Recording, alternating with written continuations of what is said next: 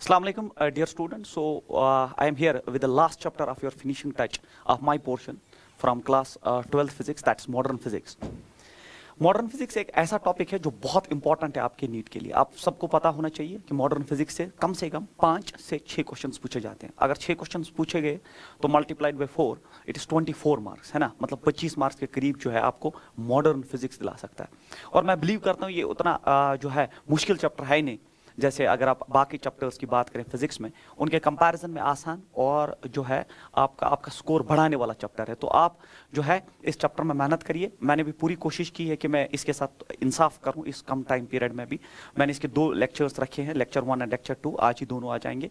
Lecture 1 के बाद हम ब्रेक लेंगे थोड़ी सी और उसके बाद लेक्चर 2 आ जाएगा। And I will cover every topic जो इस सेक्शन से पूछा जा सकता है। अगर आप देखेंगे इसमें रदरफोर्ड पे भी क्वेश्चन पूछा जाता है, रदरफोर्ड्स मॉडल ऑफ एटम पे, बोहर्स मॉडल से क्वेश्चन पूछा जाता है, रेडियो एक्टिविटी से क्वेश्चन पूछा जाएगा, बाइंडिंग एनर्जी से क्वेश्चन पूछा जाएगा, इवन आपके जो है that radiation pressure and all that से जो है क्वेश्चन पूछा जाता है। So overall this chapter is very important in comparison to all other chapters of your physics. जो आपके बाकी चैप्टर्स फिजिक्स में है उनके कंपैरिजन में अच्छा इस हिसाब से, क्योंकि इसका जो है ये आपको तकरीबन 24 या 25 मार्क्स जो है आपके एंट्रेंस में दिला सकता है। So this is very important, इसलिए आप भी मॉडर्न फिजिक्स में बहुत मेहनत करेंगे, क्योंकि ऐसा और कोई चैप्टर नहीं है जिसमें से 5 से 6 क्वेश्चन आपके एंट्रेंस में हर साल पूछे जाते हो। तो इसलिए आप भी मेहनत करिए, मैं भी करूंगा, और हम मॉडर्न फिजिक्स को जो है सबसे इंपॉर्टेंट चैप्टर मान के आगे चलते हैं। इसमें जो है मॉडर्न फिजिक्स में दिस इज एक्सपेक्टेड, मैंने लिखा है 6 questions, expected 6 questions means 24 marks, और 24 मार्क्स जो है बहुत होते हैं। Very important chapter in comparison to all other chapter जो आपके फिजिक्स में। और सबसे इंपॉर्टेंट बात यह है कि ये फिजिक्स का लास्ट चैप्टर है मेरे पास, जो इस फिनिशिंग टच को हमने डिवाइड किया डिफरेंट टीचर्स में। मॉडर्न फिजिक्स मेरा लास्ट चैप्टर था, और बाकी जो है मैं देखूंगा 11th में कौन सा पार्ट जो है आपके साथ में डिस्कस करूं, but completes our 12th part जो मेरे पास आपका था। अब जो है पहला एटम, तो मैंने बोला एटम से आपको 1 या 2 क्वेश्चंस मिल सकते हैं, एक रदरफोर्ड से और एक बोहर से, ठीक है। एटम देखिए, एटम के बारे में, atom is a term actually given by Dalton, and atom means not and term means divisible. As per Dalton term जो है डाल्टन ने ही कॉइन की थी, और उसने कहा कि फर्दर जो एटम को हम डिवाइड नहीं कर सकते। फिर डिफरेंट लोग आए in order to explain the model of atom की इसका स्ट्रक्चर कैसा है, ठीक है, पॉजिटिव चार्ज कहाँ है, नेगेटिव चार्ज कहाँ है। तो उसमें थॉमसन्स मॉडल एक है जो रिजेक्ट हो गया, बट उस समय उतना काम करना, जब आपके पास इलेक्ट्रॉन माइक्रोस्कोप जैसी चीज़ें नहीं थी, तब भी इतना काम करना, तो हमें अप्रिशिएट करना चाहिए उनके एफर्ट्स को, क्योंकि जब उन्होंने स्टार्ट किया तब जाके खेल जो है फिर आगे बढ़ा। उसके बाद जो है रदरफोर्ड आए, रदरफोर्ड ने जो स्ट्रक्चर ऑफ एटम दिया, तो वही स्ट्रक्चर ऑफ एटम में बहुत कम जो है एक छोटा सा ड्रॉबैक है, जिसको फिर बोहर ने कंटिन्यू किया, और हमारे पास मॉडल आया Bohr's model of atom. But यहाँ से आपके एंट्रेंस में क्वेश्चन जो है पूछे जाते हैं। तो रदरफोर्ड्स मॉडल ऑफ एटम मैंने डायरेक्टली रखा है। रदरफोर्ड्स मॉडल ऑफ एटम में रदरफोर्ड ने कहा that as per Rutherford the whole mass and the positive charge is concentrated in a very small sphere in an atom called as nucleus। Rutherford का simple statement था कि सारा मास और सारा positive charge, क्योंकि अपने एक्सपेरिमेंट में ऐसा उसने देखा जिसका नाम था अल्फा स्कैटरिंग एक्सपेरिमेंट, ठीक है, जिसपे उसने बम्बार्ड किया अल्फा पार्टिकल्स को on a very thin sheet of gold foil. तो जो कंक्लूजन्स जो उस एक्सपेरिमेंट से बाहर आए, तो कंक्लूजन ये था कि एटम के अंदर एक छोटा सा स्फीयर है जिसमें सारा मास और पॉजिटिव चार्ज कंसंट्रेटेड है, जिसका नाम पड़ा न्यूक्लियस, और फिर इलेक्ट्रॉन जो है वो सर्कुलर ऑर्बिट्स में अराउंड द न्यूक्लियस घूमते हैं। तो ये न्यूक्लियस मैंने यहाँ पे दिखाया, और ये फिर external part of that nucleus जिसमें इलेक्ट्रॉन जो है सर्कुलर ऑर्बिट्स में घूमते हैं। तो इसमें जो इंपॉर्टेंट है रदरफोर्ड्स मॉडल में, तो ये पूरा एटम है, बीच में न्यूक्लियस है, और फिर जब अल्फा स्कैटरिंग एक्सपेरिमेंट ने रदरफोर्ड ने अल्फा पार्टिकल्स को फायर किया, तो ये अल्फा पार्टिकल्स को जब फायर किया गया, अल्फा पार्टिकल्स चूंकि हीलियम 24 होता है, हीलियम 24 न्यूक्लियस होता है, हीलियम 24, तो ये न्यूक्लियस होता है हीलियम का, ठीक है, पॉजिटिव चार्ज इलेक्ट्रॉन बाहर निकाल के। तो जब ये बम्बार्ड हुए इस पे, तो देखा गया कि most of the alpha particles went straight, that means that most of the space in the atom is vacant, ये सारी जगह जो है खाली है। एंड फिर some alpha particles got deviated by small angles, ठीक है, and some got deviated by large angle, जो न्यूक्लियस के बहुत नजदीक आए, क्योंकि अल्फा पार्टिकल खुद पॉजिटिव है, न्यूक्लियस खुद पॉजिटिव है, और उसने डिफ्लेक्शन दिखा दिया। एंड वो पार्टिकल जो बिल्कुल central axis, centre of mass of nucleus की तरफ आया, वो रिबाउंड बैक हुआ, तो 1 in 8,000 rebounded back. This confirms that there is a very small sphere in an atom, what Rutherford called as nucleus. So term nucleus जो है Rutherford ने ही coin की है। तो इसमें यह है कि वो अल्फा पार्टिकल जो फायर किए गए, मान लीजिए यहाँ से अल्फा पार्टिकल फायर हुए, यहाँ से अल्फा पार्टिकल फायर हुए, तो जो अल्फा पार्टिकल बिल्कुल एक्सीस पे चला गया वो वापस आया, इसका नंबर आप जानते हैं 1 in 8000, ये आप थ्योरी में पढ़ेंगे। 1 in 8000 पार्टिकल्स रिबाउंडेड बैक जो एक्सीस पे चला गया।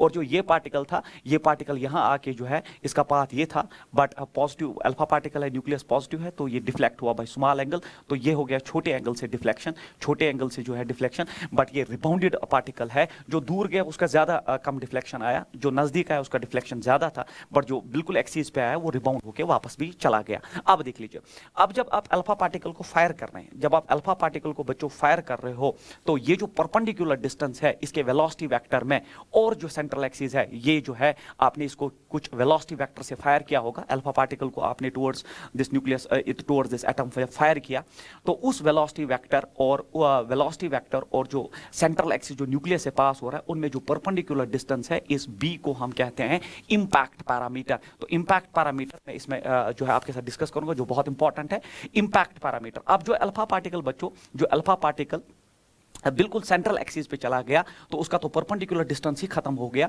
क्योंकि सेंट्रल एक्सिस पे आके जो है जब न्यूक्लियस को सेंटर ऑफ मास को हिट करने जाएगा, तो उसका इंपैक्ट पैरामीटर 0 होगा, और वही पार्टिकल 1 in 8000 वाला रिबाउंड बैक करेगा। तो इस चीज को हम इंपैक्ट पैरामीटर कहते हैं। अब रदरफोर्ड्स मॉडल ऑफ एटम में सबसे इंपॉर्टेंट चीज है डिस्टेंस ऑफ क्लोजेस्ट अप्रोच। अब ये डिस्टेंस ऑफ क्लोजेस्ट अप्रोच क्या है सर, देख लीजिए। अब जो अल्फा पार्टिकल इस सेंट्रल एक्सिस पे चला गया, जिसका मैंने बोला इंपैक्ट पैरामीटर जो है 0 है। सर इंपैक्ट पैरामीटर क्या होता है? It is the distance between the velocity vector with which alpha particle is fired, perpendicular distance between the velocity vector with which alpha particle is fired and the axis which passes through center of mass of the nucleus। तो इस perpendicular distance को ही हम b से denote करते हैं और जिसको हम इम्पैक्ट पैरामीटर कहते हैं। और अगर आपने सेंट्रल एक्सिस पे ही अल्फा पार्टिकल को फायर किया है, तब इम्पैक्ट पैरामीटर का वैल्यू 0 आ जाएगा, आपका b जो है वो 0 होगा, और जितना ऊपर ऊपर जा रहे हो आप, उतना b बढ़ता जाएगा। तो जब इम्पैक्ट पैरामीटर 0 हुआ, न्यूक्लियस के सेंटर की तरफ ये बढ़ रहा है, अब आपने वेलोसिटी से फायर किया, काइनेटिक एनर्जी से फायर किया, बट अल्फा पार्टिकल भी पॉजिटिव है, आपका न्यूक्लियस भी पॉजिटिव है, तो रिपल्शन बढ़ता जाएगा, क्योंकि अल्फा पार्टिकल नजदीक आ रहा है, रिपल्शन बढ़ रहा है, बढ़ रहा है, बढ़ रहा है। एक टाइम पे रिपल्सिव फोर्स जो है उसको मजबूर कर देगा रुकने के लिए, और जिस डिस्टेंस पे ये रुका, उस डिस्टेंस को हम न्यूक्लियस के कंपैरिजन में, न्यूक्लियस के सेंटर के कंपैरिजन में, जहां पे अल्फा पार्टिकल अपनी वेलोसिटी जो है उसकी 0 हो गई, क्योंकि repulsive force from the nucleus, वो जो डिस्टेंस है, उसी डिस्टेंस को हम डिस्टेंस ऑफ क्लोजेस्ट अप्रोच कहते हैं। डिस्टेंस ऑफ क्लोजेस्ट, कहां तक मैक्सिमम अल्फा पार्टिकल गया और स्टॉप होके जो है फिर वापस आ गया, रिबाउंड हो गया, उस डिस्टेंस को हम डिस्टेंस ऑफ क्लोजेस्ट अप्रोच कहते हैं। बट ये तब हम डिस्कस करते हैं जब इंपैक्ट पैरामीटर 0 होता है, मतलब सेंट्रल एक्सिस पे ही अल्फा पार्टिकल जा रहा है। तो उस सूरत में क्या होगा, हम बिलीव करते हैं आपने अल्फा पार्टिकल को एक लार्ज डिस्टेंस से फायर किया, जब उसके पास सिर्फ काइनेटिक एनर्जी थी, बट जब वो यहां पे पहुंचा तो काइनेटिक एनर्जी कन्वर्ट हो गई, फिर यहां पे अब 2 चार्जेस रेस्ट पे आ गए, इसको हम distance of closest approach. Nucleus तो पहले ही रेस्ट पे था, अब अल्फा पार्टिकल भी रेस्ट पे आ चुका है, तो यहां पे सारी उसकी काइनेटिक एनर्जी खत्म हो गई, क्योंकि स्टॉप हो गया डिस्टेंस ऑफ क्लोजेस्ट अप्रोच पे। तो यहां पे अब 2 चार्जेस है, इसका चार्ज मान लीजिए अल्फा पार्टिकल का Q1 है, न्यूक्लियस का चार्ज मान लीजिए Q2 है, तो इनमें अब पोटेंशियल एनर्जी जो है स्टोर हो जाएगी, और वो पोटेंशियल एनर्जी आप इलेक्ट्रोस्टैटिक्स में पढ़ चुके हैं, it is 1/4 pi epsilon naught Q1 Q2 divided by R, that is what is potential energy. वही मैंने लिखा है, डिस्टेंस ऑफ क्लोजेस्ट अप्रोच के वक्त आपका काइनेटिक एनर्जी जो इनिशियल था, वो पोटेंशियल एनर्जी फाइनल में कन्वर्ट हो जाएगा। और काइनेटिक एनर्जी अल्फा पार्टिकल का था हाफ ऑफ mv², जिस वेलोसिटी से फायर किया उसी हिसाब से kinetic energy is equal potential energy, that is 1/4 pi epsilon naught Q1 Q2 by R। Q1 हो गया अल्फा पार्टिकल का चार्ज और Q2 हो गया न्यूक्लियस का चार्ज, जिसमें आप Q1 लिख सकते हैं बच्चे, अल्फा पार्टिकल का चार्ज है, तो आप जानते हैं कि Q1 जो अल्फा पार्टिकल का चार्ज है, अल्फा पार्टिकल का जो चार्ज है वो होता है बराबर 2 टाइम्स चार्ज ऑफ इलेक्ट्रॉन और 2 टाइम्स चार्ज ऑफ प्रोटॉन, जबकि Q2 न्यूक्लियस का चार्ज है, और न्यूक्लियस में कितने प्रोटॉन्स है, that is Z times the charge of electron और चार्ज ऑफ प्रोटॉन। तो ये हो गया आपका Q1 Q2। तो this is about alpha particle, ये आपका अल्फा पार्टिकल का चार्ज हो गया, और ये जो है ये आपके न्यूक्लियस का चार्ज हो गया, ये सब आप जानते हैं। इसीलिए मैंने यहां लिखा 1/4 pi epsilon naught 1/2 mv², that's kinetic energy is equal to 1/4 pi epsilon naught Q1 Q2 by r square. Q1 हो गया आपके अल्फा पार्टिकल का चार्ज और Q2 हो गया आपके न्यूक्लियस का चार्ज, ये आप जानते हैं। तो उसके बाद मैंने लिखा इंपैक्ट पैरामीटर, जो अब मैं डिस्कस कर चुका हूं आपके साथ। Impact parameter is the perpendicular distance between the velocity vector with which the alpha particle is fired and the axis which passes through center of mass of the nucleus. This perpendicular distance is called impact parameter. कोई derivation की जरूरत नहीं, जबानी याद रखेंगे आप impact parameter की equation. It is 1/4 pi epsilon not z e square cot theta by 2 divide by half of mv square. तो इम्पैक्ट पैरामीटर भी होता है 1/4 pi epsilon not z e square cot theta by 2 divide by 1/2 mv square. 1/4 pi epsilon naught is a constant, 1/2 mv square is the kinetic energy with which alpha particle is fired. z हो गया nucleus का atomic number, क्योंकि यहाँ Q1 Q2 के हिसाब से आएगा, and cot theta by 2, theta हो गया ये एंगल ऑफ स्कैटरिंग, ठीक है। इसमें एक ऑब्जेक्टिव एंट्रेंस में डायरेक्टली आस्क्ड है कि अगर इंपैक्ट पैरामीटर 0 है, जैसे ये है इंपैक्ट पैरामीटर 0, मतलब आप सेंट्रल एक्सिस पे चले गए और पार्टिकल वापस आया। अगर इंपैक्ट पैरामीटर 0 है तो वो हमसे पूछता है कि एंगल ऑफ स्कैटर कितना होगा। तो मुझे लगता है बच्चे, अगर इंपैक्ट पैरामीटर 0 है, सेंट्रल एक्सिस पे पार्टिकल गया और वापस आया, तो उस केस में थीटा आपका जो है वो 180 डिग्री होगा, क्योंकि चार्जेड पार्टिकल रिबाउंड होकर जो है वापस आ जाएगा। तो वही मैंने लिखा है for head on collision impact parameter 0। Head on collision के लिए इंपैक्ट पैरामीटर 0 है, क्योंकि परपेंडिकुलर डिस्टेंस खत्म है। तो इसमें आप ऑब्जेक्टिव याद रखना, उस वक्त एंगल ऑफ स्कैटर जो है वो 180 डिग्री होना चाहिए, क्योंकि जिस एक्सिस पे पार्टिकल गया उसी एक्सिस पे वापस आया। तो for head on collision impact parameter 0, even इस फार्मूला में भी जब आप b = 0 ड्रॉप करेंगे तो आपका थीटा जो है 180 आएगा। आप करने की जरूरत नहीं, मैंने आपको बोला अगर वो क्वेश्चन पूछेगा तो यही पूछेगा कि इंपैक्ट पैरामीटर अगर 0 है तो एंगल ऑफ स्कैटर कितना होगा। दिमाग कहता है अगर इंपैक्ट पैरामीटर 0, आप सेंट्रल एक्सिस पे अल्फा पार्टिकल को फायर कर रहे हो और उसी एक्सिस पे पार्टिकल वापस आएगा, तो आपका थीटा 180 डिग्री हो जाएगा। उसके बाद number of alpha particle scattered पर सेकंड पर यूनिट टाइम, बहुत इंपॉर्टेंट, ये भी और एक पॉइंट है जहां से आपके रदरफोर्ड मॉडल से क्वेश्चंस पूछे जाते हैं। इसको बोलते हैं number of alpha particle scattered per unit time और पर सेकंड। तो रदरफोर्ड के हिसाब से जो number of particles scattered per unit time जो होता है पर सेकंड होता है, that's inversely proportional to sin raised power 4 theta by 2। तो थीटा हो गया एंगल ऑफ स्कैटर जो मैंने डायग्राम में दिखाया, तो it is inversely proportional to sin raised power 4 theta by 2। Directly formula important है। तो कितने पार्टिकल पर सेकंड या पर यूनिट टाइम जो है स्कैटर हुए, वो inversely proportional to sin raised power 4 theta by 2 where theta is angle of scatter. तो ये है आपके रदरफोर्ड मॉडल में जो चीजें पूछी जा सकती है। बड़ी चीज यही है कि kinetic energy initial is equal potential energy final, और जिस डिस्टेंस पे ये रुका, जिस डिस्टेंस पे काइनेटिक एनर्जी खत्म होकर पोटेंशियल एनर्जी में कन्वर्ट हुई, उस डिस्टेंस को हम डिस्टेंस ऑफ क्लोजेस्ट अप्रोच कहते हैं। इंपैक्ट पैरामीटर होता है the perpendicular distance between the velocity vector and the axis passing through the centre. b से डिनोट किया जाता है, फार्मूला हो गया 1/4 pi epsilon z e square cot theta by 2 divide by 1/2 mv square. और सबसे इंपॉर्टेंट बात, जब इंपैक्ट पैरामीटर 0 हो तब आपका जो है एंगल ऑफ स्कैटर जो है वो 180 डिग्री आएगा, और नंबर ऑफ पार्टिकल्स कितने स्कैटर्ड हुए पर यूनिट टाइम और per second, that's inversely proportional sin raised power 4 theta by 2। इसी में से आपका क्वेश्चन जो है पूछा जा सकता है। तो उसके बाद जो है अब इसमें जो है बोहर्स मॉडल ऑफ एटम, अब दूसरा जो है that is Bohr's model of atom. तो रदरफोर्ड में ड्रॉबैक ये था कि रदरफोर्ड ने कहा कि electron revolves in circular orbits, और फिर वो एक्सप्लेन नहीं कर पाया कि सर्कुलर ऑर्बिट में इलेक्ट्रॉन जब घूमता है तो that should release energy as per Maxwell's electromagnetic wave theory, but वो नहीं होता है। तो उस ड्रॉबैक को ओवरकम करने के लिए, उस ड्रॉबैक को खत्म करने के लिए हमारे पास जो है बोहर्स मॉडल ऑफ एटम आया, जिसमें बोहर ने कहा कि जहां तक रदरफोर्ड का सवाल है वो बिल्कुल सही बोल रहा है, whole mass and positive charge is concentrated in a center called as in a very small sphere in an atom called as nucleus। and then हमने पूछा what about electron, जो रदरफोर्ड का ड्रॉबैक था कि सर्कुलर ऑर्बिट में, but जब circular orbit में electron घूमता है तो एक्सेलरेट होना चाहिए और रिलीज करना चाहिए energy in the form of electromagnetic waves as per Maxwell's electromagnetic wave theory, but ऐसा होता नहीं है। तो हमने बोहर से पूछा अब आप कैसे डिफेंड करोगे, तो बोहर ने बोला कि electron revolves in certain circular orbits what he called stationery states और एनर्जी लेवल्स। उसने कहा कि हर एक सर्कुलर ऑर्बिट में नहीं घूमता है, किसी सर्कुलर ऑर्बिट में घूमता है जिसमें उसका जो है वो एनर्जी लॉस नहीं करता, एक जो है एनर्जी फिक्स रहती है उस ऑर्बिट में, दैट्स व्हाई इसको स्टेशनरी ऑर्बिट या एनर्जी जो है लेवल कहते हैं। तो दिस इज ओनली डिफरेंस। फिर बोहर्स मॉडल ऑफ एटम में आप याद रखेंगे कि अब कहानी तो वही थी कि सर बीच में न्यूक्लियस होता है, ठीक है सर, बीच में न्यूक्लियस होता है जहां सारा पॉजिटिव चार्ज और आपका मास है, और फिर इलेक्ट्रॉन जो है वो सर्कुलर ऑर्बिट्स में घूमते हैं, but some circular orbits what we call as stationary states और एनर्जी लेवल्स। तो ये इसमें इलेक्ट्रॉन घूम रहा है, इस ऑर्बिट में इलेक्ट्रॉन घूम रहा है, फिर इस ऑर्बिट में इलेक्ट्रॉन घूम रहा है, बीच में कोई सर्कुलर ऑर्बिट एग्जिस्ट नहीं करता है। तो ये कुछ सर्कुलर ऑर्बिट्स जिनके कुछ कंडीशंस है उस बेसिस पे यहाँ दो इंपॉर्टेंट इक्वेशंस डेवलप होती है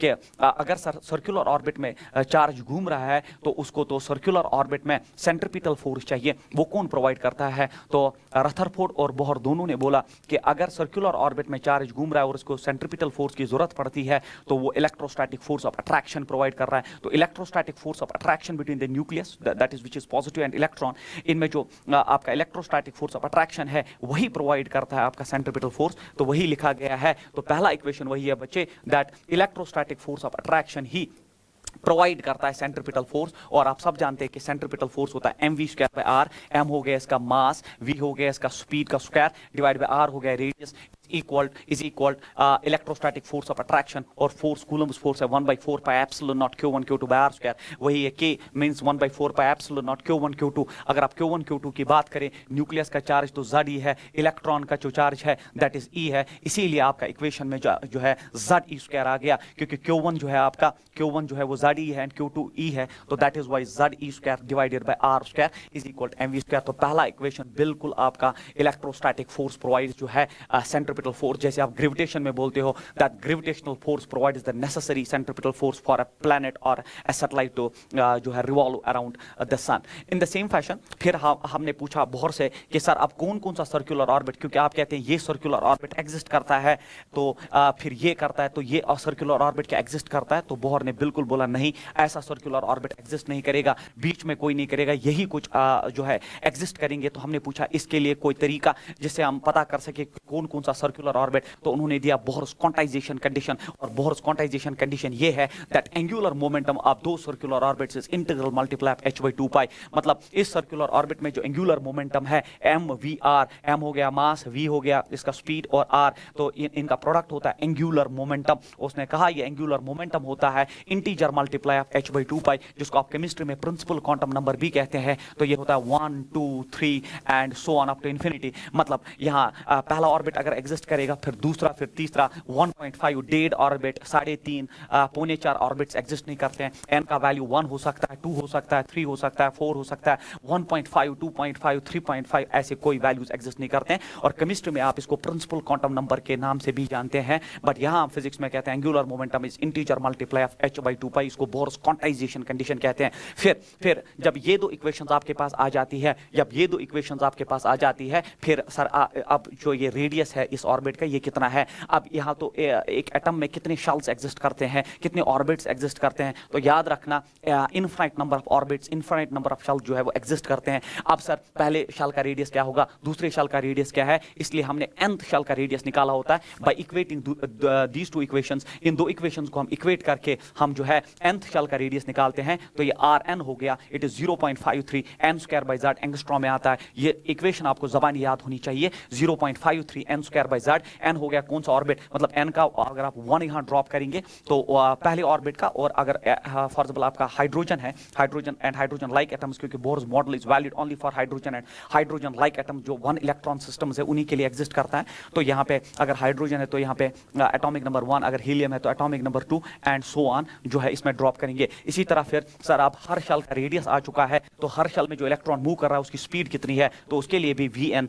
nth शेल की जो स्पीड होती है वो फॉर्मूला है 2.16 × 10⁶ मीटर पर सेकंड या z/n। z/n इसको आप मल्टीप्लाई करेंगे, z again the atomic number of hydrogen like atom and n किस शेल की आप बात कर रहे हैं। इस n इस स्पीड को कभी कभी बुक्स में ऐसे भी लिखा जाता है, it is c divided by 137। तो वहां कंफ्यूजन नहीं होना चाहिए, इट इज z/n और ये मीटर पर सेकंड में ही हम कैलकुलेट करते हैं। तो अगर सर ये इक्वेशन क्या है, तो यहाँ पे c जो है वो स्पीड ऑफ लाइट है, और स्पीड ऑफ लाइट को जब आप 137 से डिवाइड करते हो तो वो रिड्यूस होता है 2.16 × 10⁶ मीटर पर सेकंड एंड z/n। तो nth शेल में स्पीड, और कोई भी आपके पास atom hydrogen and hydrogen like हो, फॉर एग्जांपल आपके पास हाइड्रोजन हो या हीलियम पॉजिटिव हो या लिथियम 2 पॉजिटिव हो, ठीक है, बेरिलियम 3 पॉजिटिव हो जिसमें 1 इलेक्ट्रॉन सिस्टम हो, तो उनके लिए हम रेडियस की इक्वेशन, आपके वेलोसिटी का जनरलाइज्ड इक्वेशन और ये फॉर्मेट भी ज्यादा पूछा जाता है। उसके बाद इसका sir time period of revolution जो है डिपेंडेंसी पूछा जाता है, ये बहुत इंपॉर्टेंट ऑब्जेक्टिव डायरेक्टली आस्क्ड। तो जो टाइम पीरियड ऑफ रिवोल्यूशन है वो directly proportional n cube inversely proportional z square, n हो गया शेल नंबर, z हो गया एटॉमिक नंबर। इसी तरह अब अगर टाइम पीरियड का ये डिपेंडेंसी है एन और z के साथ, तो फ्रीक्वेंसी का डिपेंडेंसी इनवर्स होना चाहिए, क्योंकि frequency is inverse of time period. इसीलिए जो बच्चों आप देखोगे z ऊपर चला गया z स्क्वायर और n क्यूब नीचे आ गया, तो ये और एक डिपेंडेंसी होगी। उसके बाद अगर इलेक्ट्रॉन सर्कुलर ऑर्बिट में घूमता है तो वो मैग्नेटिक फील्ड भी क्रिएट करता है, क्योंकि हमने मैग्नेटिक इफेक्ट्स ऑफ करंट में भी ऐसा डिस्कस किया। तो उसका जो मैग्नेटिक फील्ड जो सेंटर पे वो डेवलप करता है वो directly proportional to z cube n raise power 5। Direct asked objectives, ये प्रोपोर्शनलिटीज बहुत इंपॉर्टेंट होती है। z एटॉमिक नंबर, n हो गया शेल नंबर, तो याद रखेंगे। और उसके बाद मैंने आपको मैग्नेटिक इफेक्ट्स ऑफ करंट में पढ़ा दिया था, ये ratio m/l is equal q by 2m, where m is called as magnetic dipole moment, l is called as angular momentum. तो मैग्नेटिक डायपोल मोमेंट होता है q by 2m, ये important equation है, मल्टीप्लाइड बाय एंगुलर मोमेंटम। ये आप पढ़ चुके हैं मैग्नेटिक इफेक्ट्स ऑफ करंट में, जिसको मैंने बोला था गायरो मैग्नेटिक रेशो। तो m मैग्नेटिक डायपोल मोमेंट होता है q by 2m, जब भी कोई भी चार्ज रिवॉल्व करता है multiplied by angular momentum. But हम जानते हैं, हमने अभी पढ़ा एंगुलर मोमेंटम जो होता है, एंगुलर मोमेंटम जो होता है, एंगुलर मोमेंटम mvr, जिसको हम l से भी डिनोट करते हैं, ये nh by 2 pi है। तो मैग्नेटिक डायपोल मोमेंट इस रिवॉल्विंग इलेक्ट्रॉन का जो है वो आएगा q by 2m। अब एज पर बोहर्स मॉडल जो है आपका जो l है वो nh by 2 pi है। अगर इसको आप अरेंज करोगे तो m मैग्नेटिक डायपोल मोमेंट बनेगा, it is charge of electron is e, it is eh divided by it is 4 pi m multiplied by n। n हो गया कौन सा शेल नंबर है। तो मैग्नेटिक डायपोल मोमेंट का इक्वेशन आपके पास आ चुका है। Magnetic dipole moment of revolving electron is eh divided by 4 pi m multiplied by n।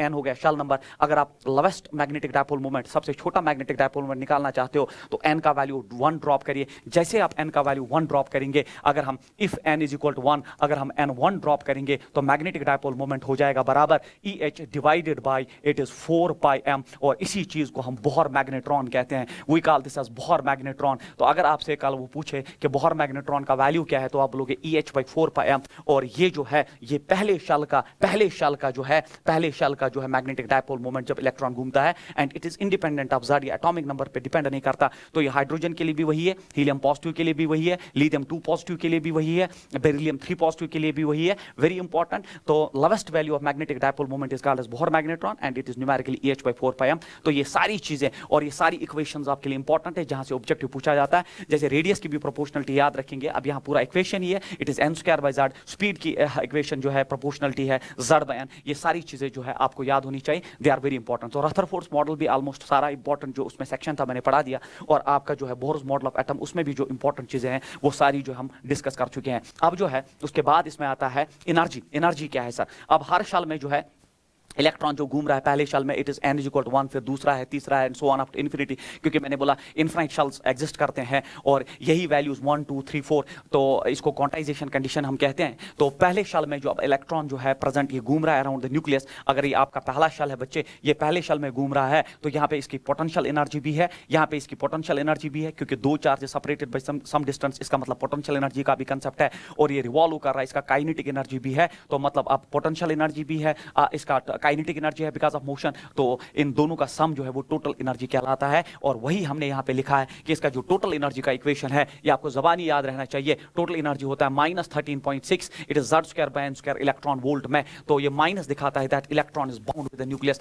Very important equation. और प्रोपोर्शनलिटी भी याद रखेंगे। तो ये जब टोटल एनर्जी आया तो फिर याद रखेंगे आप, जो आपका काइनेटिक एनर्जी होता है वो मॉड ऑफ E होता है। मतलब अगर आपको पहले शेल में अगर आपको टोटल एनर्जी पता है, तो उसका मॉड जो है, क्योंकि नेगेटिव होता है टोटल एनर्जी, उसका मॉड आपको देता है काइनेटिक एनर्जी, या mod of potential energy divide by 2 भी आपको देता है काइनेटिक एनर्जी। तो ये एक रिलेशन है जो हम ग्रेविटेशन में भी पढ़ाते हैं, that kinetic energy is mod of E और it is mod of U divide by 2। मतलब क्या है, देख लीजिए पहले शेल में एनर्जी जो है -13.6 है। अगर आपसे कोई पूछे काइनेटिक एनर्जी कितनी होगी, तो मैं सीधे लिख सकता हूं कि काइनेटिक एनर्जी होगी +13.6 इलेक्ट्रॉन वोल्ट। ये होता है इसका इंपॉर्टेंस, क्योंकि kinetic energy is mod of E। और अगर मुझे कोई पूछे पोटेंशियल एनर्जी कितना है, तो मैं लिखूंगा पोटेंशियल एनर्जी जो है वो mod of that potential energy जो है that is total energy multiplied by 2। तो पोटेंशियल एनर्जी का वैल्यू आ जाएगा, टोटल एनर्जी है -13.6 मल्टीप्लाई बाय 2, तो ये हुआ 2 6 12, 1 कैरी हुआ, 2 3 6, that is 1 7 and 2 1 2 minus electron volt, तो ये हो गया पोटेंशियल एनर्जी। तो एक एनर्जी टोटल एनर्जी देके आपने काइनेटिक एनर्जी निकाला, वो इसका मॉड होता है प्लस वैल्यू, पोटेंशियल एनर्जी भी नेगेटिव होता है और वो ट्वाइस होता है कि potential energy multiplied by total energy will give you that potential energy, that's what is importance of this. तो दूसरे शल में अगर टोटल एनर्जी माइनस 3.4 है तो काइनेटिक एनर्जी प्लस 3.4 होगा और इसको 2 मल्टीप्लाई करने पे आपको पोटेंशियल एनर्जी मिलेगा। तो ये इक्वेशन भी बड़ी इंपॉर्टेंट है, ग्रेविटेशन में भी हम पढ़ाते हैं। उसके बाद number of different wavelengths photons in emission spectrum. अब मसला ये है कि अगर आपने इलेक्ट्रॉन को एक्साइट किया, इसको ग्राउंड स्टेट कहते हैं बच्चों, we call this as ground state, इसका ख्याल रखेंगे आप, इसको हम ग्राउंड स्टेट कहते हैं, इस चीज का ख्याल, क्योंकि न्यूमेरिकल लैंग्वेज में ये पूछा जाएगा। इसको बोलते हैं फर्स्ट एक्साइटेड स्टेट, इसको हम बोलते हैं फर्स्ट एक्साइटेड स्टेट, तो इसको लिखेंगे first, it is excited state. इसी तरह इसको हम कहेंगे, अगर हम इस इलेक्ट्रॉन को उठा के यहाँ ग्राउंड स्टेट से यहाँ भेज दें, इसको फर्स्ट एक्साइटेड स्टेट, इसको सेकंड एक्साइटेड स्टेट, तो मतलब सेकंड एक्साइटेड स्टेट मतलब होता है n is equal 3, third excited state मतलब होता है n इज इक्वल 4। अब आपने इलेक्ट्रॉन को ऊपर भेज दिया बाय गिविंग सम एनर्जी, और जब इलेक्ट्रॉन फिर उस शल से ऊपर से नीचे आया तो वो कुछ फोटॉन्स को इमिट करता है, और इन फोटॉन्स को इमिट करने को हम इमिशन स्पेक्ट्रम कहते हैं। तो वही मैंने लिखा है, number of different wavelength photons in emission spectrum is, ये फॉर्मूला आप जानते हैं, it is n into n minus 1/2। कितने फोटॉन्स इमिशन स्पेक्ट्रम में बाहर आएंगे, कितने फोटॉन्स बाहर आएंगे, वो इस फॉर्मूला से हम कैलकुलेट करते हैं। बट सबसे इंपॉर्टेंट होता है इसमें एब्जॉर्प्शन स्पेक्ट्रम। एब्जॉर्प्शन स्पेक्ट्रम हो गया, मान लीजिए आपने इलेक्ट्रॉन को मान लीजिए यहां से उठा के फोर्थ शल में भेज दिया। जब आपने फोर्थ शल में भेज दिया तो यहां पे जो आपने ऊपर भेज दिया, इसको हम जो इन आपके फोटॉन लगे इसको ऊपर भेजने में, उसको एब्जॉर्प्शन स्पेक्ट्रम हम कहते हैं। इन absorption spectrum number of different wavelength photon जो है वो n-1 होते हैं। क्योंकि n-1 क्यों होते हैं? क्योंकि आपको इसका एक फोटॉन, इसका सेकंड एंड थर्ड, मतलब फोर्थ शल में एक्साइट करने के लिए 1 2 3 लेवल्स, मतलब n अगर 4 है तो एब्जॉर्प्शन जो फोटॉन्स आपको चाहिए वो n-1 होता है। That is very important. तो एक होते इमिशन स्पेक्ट्रम, मतलब ऊपर से जब फोटॉन गिरेगा वो कितने फोटॉन्स रिलीज करेगा सबको पता होता है, और दूसरा होता है एब्जॉर्प्शन स्पेक्ट्रम में, मतलब अगर आप इलेक्ट्रॉन को एक्साइट करते हैं, इसके लिए मैंने न्यूमेरिकल भी आगे रखा, आपको समझ आएगा। आपने फर्स्ट से फोर्थ तक उसको जो है जंप कराया, फोर्थ शल तक जो है एक्साइट कराया, तो फोटॉन्स कितने लगेंगे? It is 1 2 and 3। तो n4 है, but number of photons required is n-1। वही मैंने लिखा इन absorption spectrum, number of different wavelength photons required is n-1। इस पे जब हम न्यूमेरिकल करेंगे मैं आपको वापस लाऊंगा और क्लियर हो जाएगा। सो ये हो गया अनदर इंपॉर्टेंट स्लाइड। उसके बाद ये है स्पेक्ट्रल लाइंस का, आपने बोर्स मॉडल ऑफ एटम में पढ़ा होगा स्पेक्ट्रल लाइंस का कंसेप्ट। वही जब फोटॉन्स ऊपर से नीचे गिरते हैं तो फोटॉन्स इमिशन स्पेक्ट्रम में बाहर आते हैं।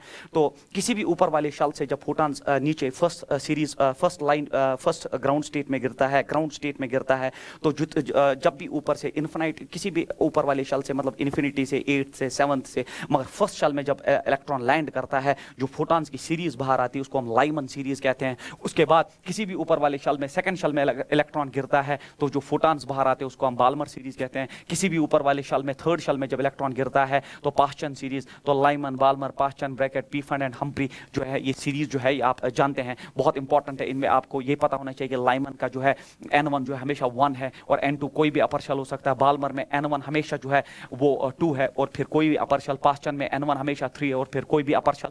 ये इंपॉर्टेंट चीज इसमें है। तो वही मैंने लिखा है कि वेवलेंथ ऑर्डर के हिसाब से अगर इसको अरेंज करें हम, Lyman, Balmer, Paschen, Brackett and Humphrey, तो अब इसका एक जो है बहुत इंपॉर्टेंट चीज है जो आप यहाँ पे जो है आपको पता होना चाहिए।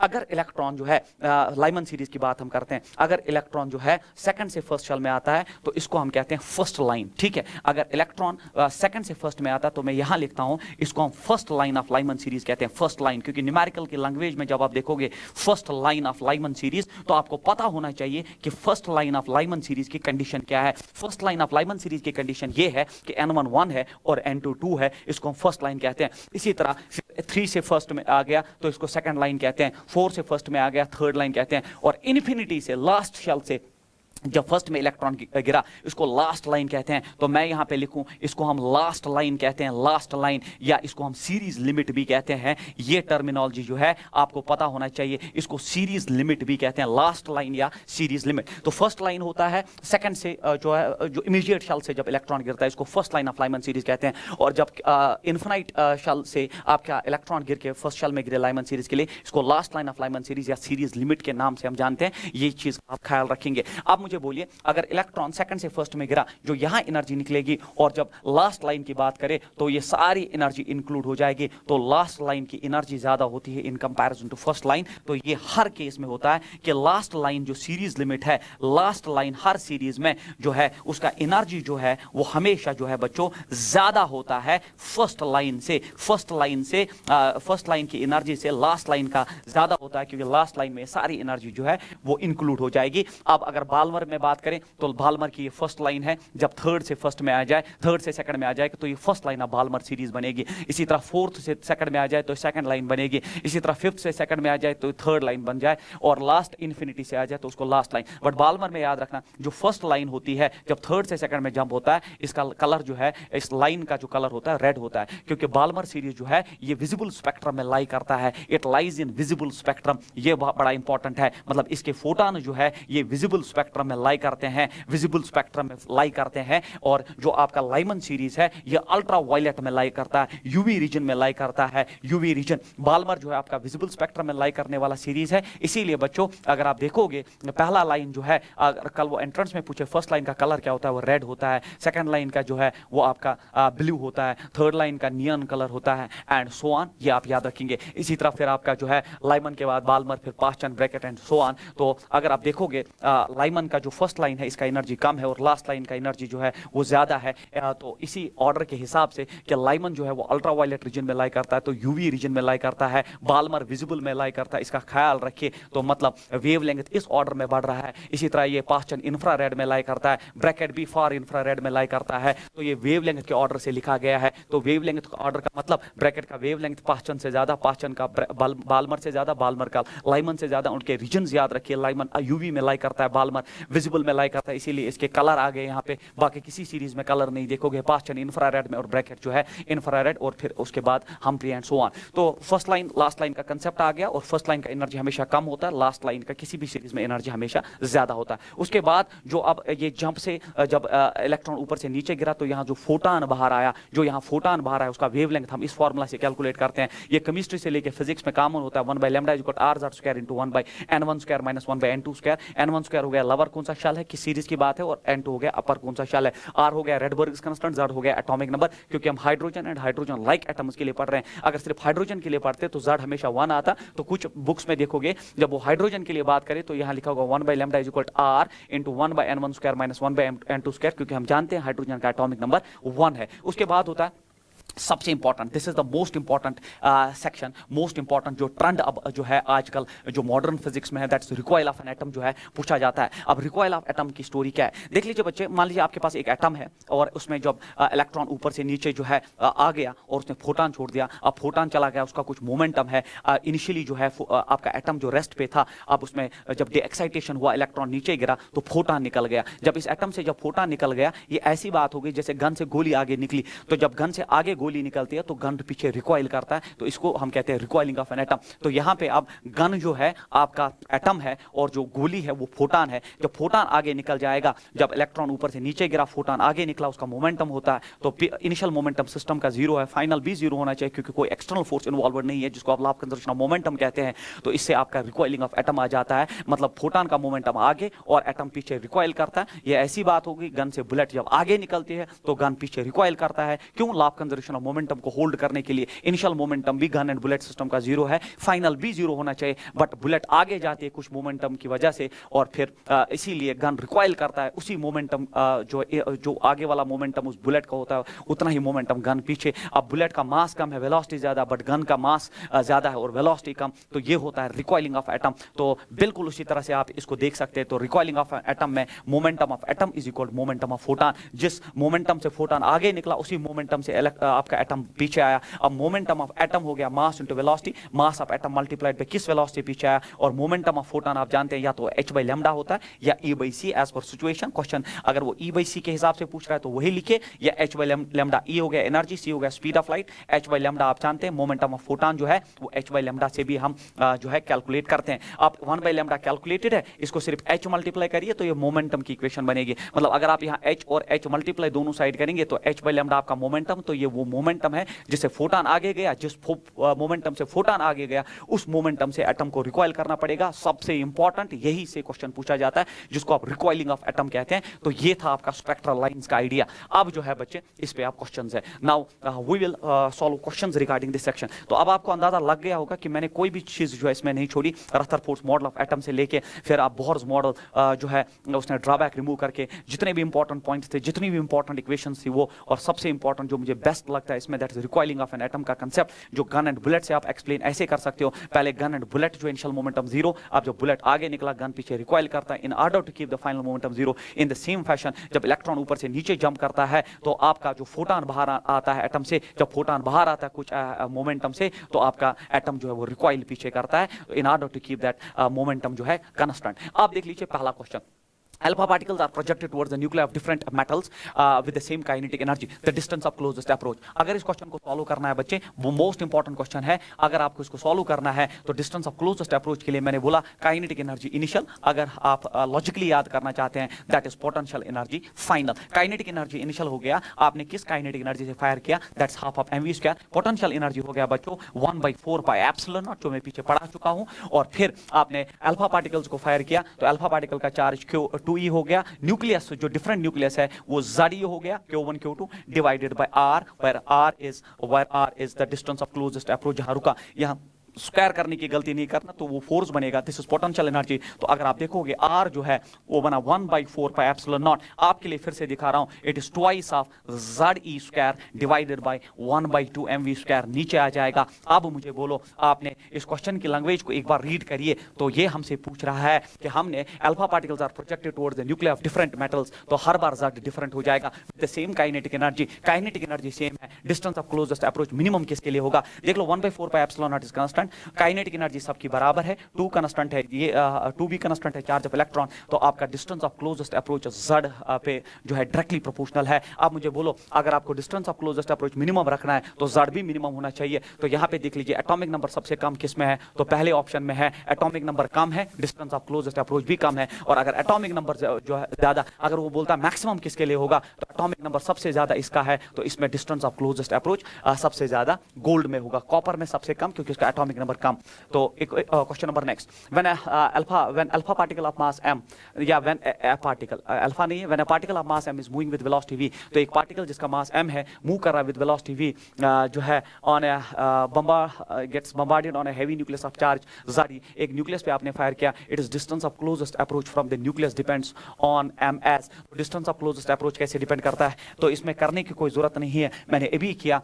तो ये देख लीजिए आपका distance of closest approach m के साथ क्या रिलेशन रखता है, इनवर्स वाली। क्योंकि आप अगर इक्वेशन को फिर से यहां लिखें आपके लिए, मैं लिखता हूं डिस्टेंस ऑफ क्लोजेस्ट अप्रोच का इक्वेशन हो गया 1/4 pi epsilon not, it is twice of Ze square divided bye 1/2 mv square. अब मुझे बोलो आप, अगर आपने when a particle of mass m आपने फायर किया विद वेलोसिटी v से फायर किया और heavy nucleus of charge Ze, बिल्कुल स्टोरी है, distance of closest approach from the nucleus depends on m। तो r और m का रिलेशन तो बिल्कुल गरीब सवाल है, बट एंट्रेंस में पूछा गया है, inversely proportional term, option number 4 is the right answer. तो अगर आपको चीजें पता है तो आप आराम से कर सकते हो। उसके बाद जो है the ratio of wavelengths of the last line of Balmer series and the last line of Lyman series। देख लीजिए last line of Balmer and the last line, तो last line या series limit भी बोल सकता था, last line of Balmer series। तो पहले Balmer की हम बात करते हैं। तो Balmer जो है, Balmer का जो फर्स्ट लाइन है n1 तो हमेशा 2 होता है और n2 जो है वो कहना चाहता है लास्ट, तो इन्फिनिटी। इसी तरह Lyman की बात करते हैं, Lyman के लास्ट लाइन का बात करता है, इस क्वेश्चन में हम बात कर रहे हैं। तो n1 जो है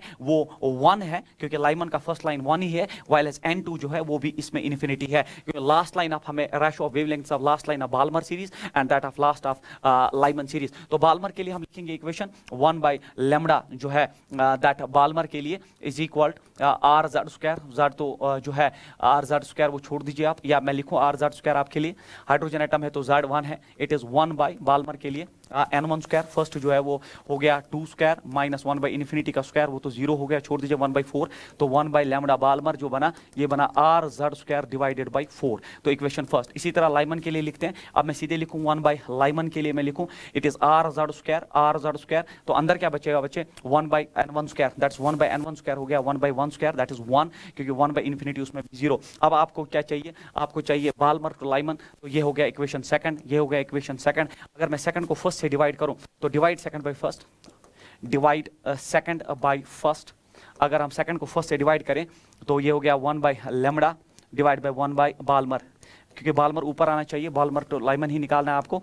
तो 1 by this is R Z square divided by 1, और ये हो गया आपका R Z square divided by 4, R Z square divide by 4, R Z square R square निकल जाएगा।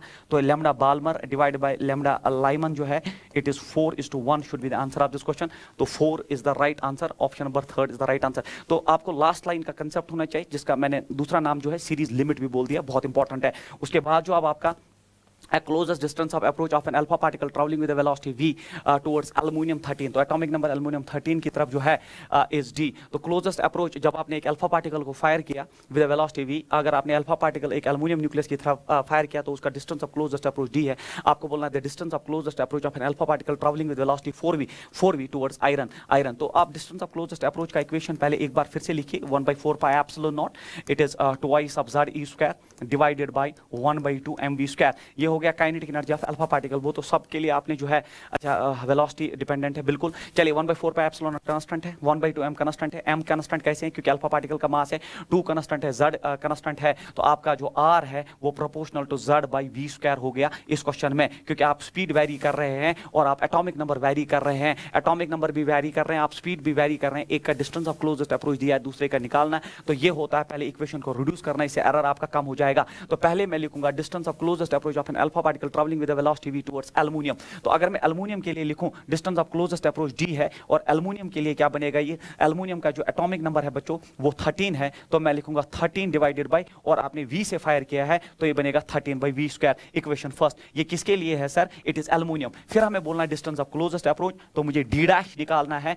किसके लिए, जब आपने alpha particle with a velocity 4v से फायर किया तो यहां आएगा 4v का होल स्क्वायर। तो वेलोसिटी जो है आपने 4v कर दिया, और आपका एटॉमिक नंबर 26 हो चुका है। इक्वेशन सेकंड, अगर आप डिवाइड करेंगे तो ये बनेगा d by D dash of, ये बनेगा 13 बाई v स्क्वायर, ऊपर जाएगा ये 16v स्क्वायर डिवाइडेड बाई 26, 13 2 जा 26, v स्क्वायर निकल गया, तो 2 इट इज 8 जा 16, तो हमें d डैश निकालना है, तो it is d by 8 should be the right answer for this question. d by 8 is the right answer for this question. ये है, अगर आपको इक्वेशन पता है, आपका जो है प्रोपोर्शनलिटी में जो कॉमन चीजें वो आप निकाल दीजिए। प्रोपोर्शनलिटी में जब कॉमन चीजें निकालते हो आप, फिर आपका इक्वेशन जो वो रिड्यूस होता है और कैलकुलेशन का एरर भी जो है वो कम हो जाता है। तो उसके बाद जो है in Rutherford's experiment on alpha scattering, on alpha ray scattering, the number of alpha particles scattered at 90 degree be 28 per minute. मतलब जब आपने 90 डिग्री पे देखा तो 28 पर मिनट पार्टिकल जो स्कैटर हो रहे थे। Then the number of particles scattered per minute by the same foil but at 60 degree. तो मैंने अभी आपको रदरफोर्ड में पढ़ाया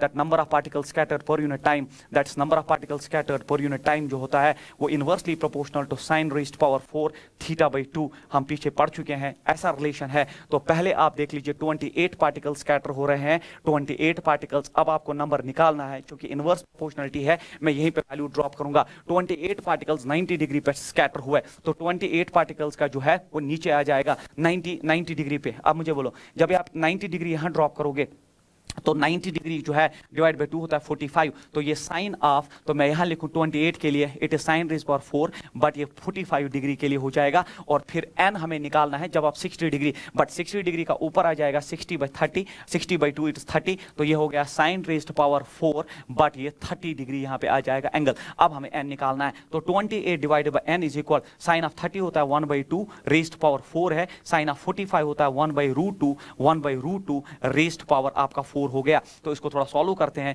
ये हो गया 1/16 डिवाइडेड बाय, देखिए 1/√2 divide by multiplied by 1/√2 multiplied by 1/√2 1/√2 होता है 1/2 एंड 1/2 होता है 1/4, तो ये सिर्फ 1/4 हो जाएगा। तो ये बनेगा 1/16 मल्टीप्लाइड बाय 4/1, 4 4 16 हो गया। अब 4 और multiplied by 28 will give the number, it is 28 multiplied by 4 and n is equal to 112 जो है अल्फा पार्टिकल्स जो है पर मिनट स्कैटर होंगे। 112 is the right answer of this question. सिर्फ संभाल के यहाँ पे आप इनवर्स रिलेशन के हिसाब से 28 का नंबर जो है मैं यहाँ पे एरो बना के रखता हूँ, 28 यहाँ है, उसका एंगल यहाँ पे है, और जो नया है उसका ये है, क्योंकि इनवर्स रिलेशन है। और एंगल को आप हमेशा डिवाइड करिए बाई 2, पहले 90 था इसलिए 2 डिवाइड करने पे 45 हो गया, और दूसरी बार एंगल 60 डिग्री था और उसको डिवाइड करने पे 30।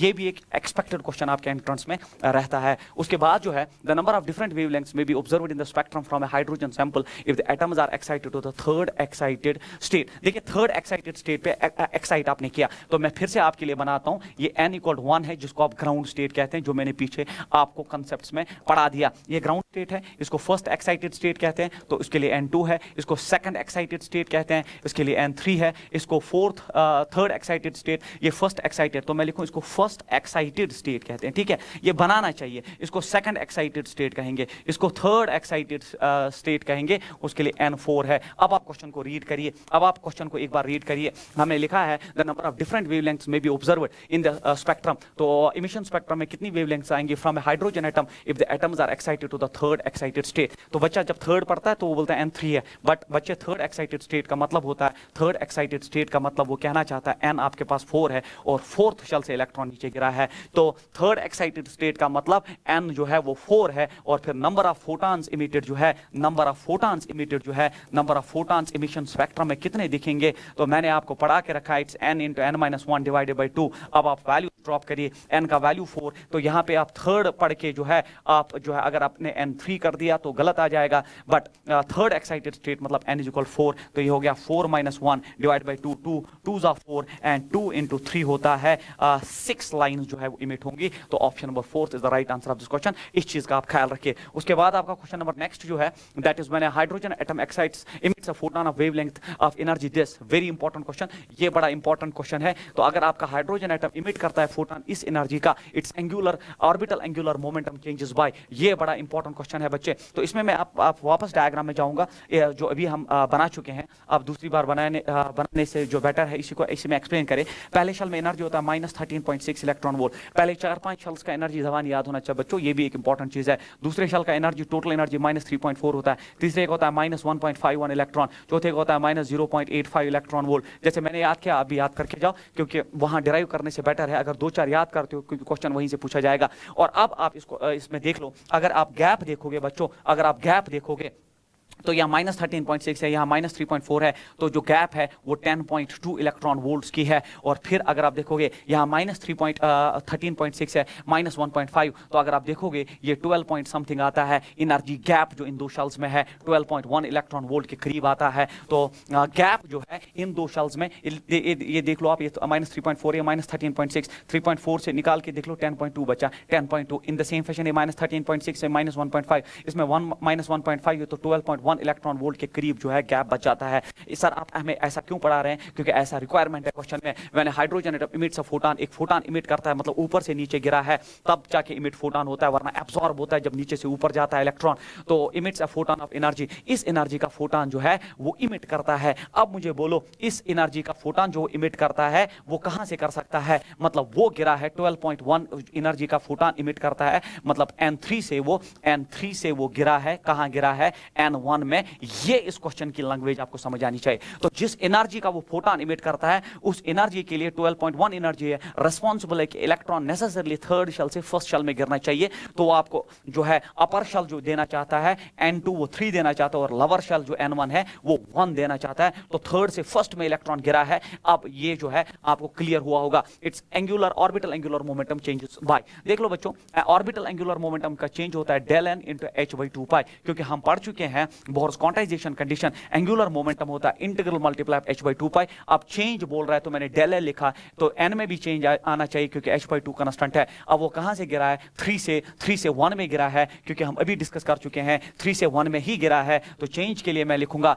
del l = 3 - 1 and then it is h/2π। अब आप देख लीजिए 3 - 1 2 होता है, तो del l हो गया h/π, h हो गया 6.6 into 10⁻⁻34 प्लैंक्स कांस्टेंट, और पाई होता है ऑलमोस्ट 3.14। जब आप 3.14 से, तो ये 3 2 6 2.11 ऐसा इंटू 2.11 इंटू 10⁻⁻34 जो है आपका जूल सेकंड में एंगुलर मोमेंटम चेंज आना चाहिए। ऑप्शन नंबर सेकंड मैं ये कंसिडर करता हूं कि ये क्वेश्चन सबसे ज्यादा इंपॉर्टेंट है, क्योंकि इसमें आपको बहुत सारी नॉलेज चाहिए। एक तो ये चाहिए कि 12.1 का गैप कहां है, उसके लिए कौन सा n रेस्पॉन्सिबल है, N1 और N2 कौन सा रेस्पॉन्सिबल है, तब जाके आप चेंज इन एंगुलर मोमेंटम निकाल सकते हो। तो ये एक इंपॉर्टेंट क्वेश्चन हो गया। उसके बाद the velocity of an electron the fifth in its fifth orbit, if the velocity of an electron the second orbit of sodium atom atomic number 11 is v is, तो हमें निकालना है velocity of an electron the fifth orbit. Sodium के fifth orbit में हमें velocity निकालनी है। अगर वेलोसिटी जो है सेकंड ऑर्बिट में second orbit of sodium atom में v है,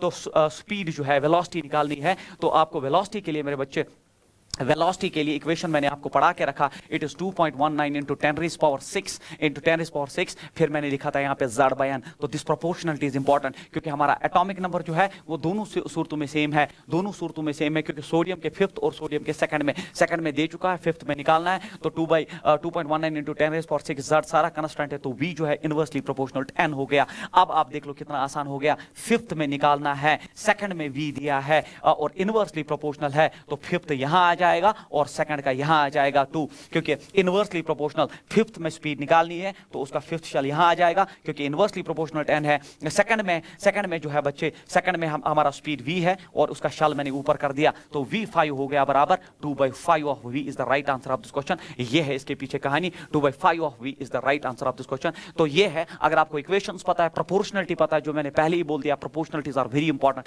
तब ये क्वेश्चंस आप आराम से सॉल्व कर सकते हो। उसके बाद जो है, for certain atom there are energy levels A, B and C corresponding energy values that ये इंपॉर्टेंट क्वेश्चन है बच्चे। तो एनर्जी जो है EC की ज्यादा है EB से और EB की ज्यादा है EA से। Choose the correct options if λ1, λ2 and λ3 are the wavelengths of radiations corresponding to the transitions from C to B, B to A, C to A respectively। Most important question ये भी जो है आप देखोगे हर बार पूछा जाता है। तो मैं यहाँ आपके लिए पहले इसका थोड़ा सा ये डायग्राम बना दूं। तो ये हो गया आपका n = 1 फर्स्ट शल है, तो ये हो गया फॉर एग्जांपल n = 2, इसी तरह ये हो गया आपका n = 3 एंड सो ऑन। तो ये हो गया आपका स्ट्रक्चर। तो याद रखना यार, ये जो आपका न्यूक्लियस है as per the Bohr's model of atom, तो न्यूक्लियस बीच में है। तो मैं फिर से वापस अपनी ओरिजिनल डायग्राम में जाऊं, जो मैंने पीछे आपके साथ जो है डिस्कस की है, मैंने यहाँ पे डायग्राम बनाई थी, तो देख लीजिए आप। बच्चों आपको याद होना चाहिए कि बोहर ने बोला कि दैट इलेक्ट्रॉन जो है किसी किसी सर्कुलर ऑर्बिट में घूमता है जिसमें उसकी एनर्जी लॉस नहीं होती है। तो in comparison to that of Rutherford model, उसने कहा था किसी भी सर्कुलर ऑर्बिट में इलेक्ट्रॉन घूमता है और वो लॉस करता है as per Maxwell's electromagnetic wave theory. हम ड्रॉबैक जो है मैंने बोल दिया, बट आप पढ़ के आएंगे। तो अब जो इस शल में एनर्जी वो फिक्स्ड है, इस शल में एनर्जी फिक्स्ड है, that's why stationary energy levels या एनर्जी लेवल्स भी इनको कहते हैं। तो हमने बोहर से पूछा कि क्या इलेक्ट्रॉन कभी लॉस भी करता है एनर्जी, तो बोहर ने कहा डेफिनेटली। अगर इलेक्ट्रॉन ऊपर वाले शल से नीचे वाले शल में गिरता है, अगर इलेक्ट्रॉन ऊपर से नीचे जंप करता है, तो यहां पे डेफिनेटली एक फोटॉन बाहर आता है और उसकी एनर्जी जो है वो अपर शल मतलब E2 minus lower shell is equal to जो है it is h nu in the form of photon आता है। इसको हम बोहर्स फ्रीक्वेंसी कंडीशन कहते हैं। तो बोहर की और एक कंडीशन भी है कि हमने बोहर से पूछा क्या इलेक्ट्रॉन अब कभी लॉस करता है, आपने बोला कि हर शल में जिसमें वो मूव करता है उसमें लॉस नहीं करता, क्या कभी लॉस करता है। तो बोहर ने एक कंडीशन दी थी जिसको हम बोहर्स फ्रीक्वेंसी कंडीशन कहते हैं, जिसमें बोहर ने कहा कि अगर ऊपर वाले शल से इलेक्ट्रॉन नीचे वाले शल में गिरता है तो डेफिनेटली एनर्जी रिलीज करता है in the form of a photon.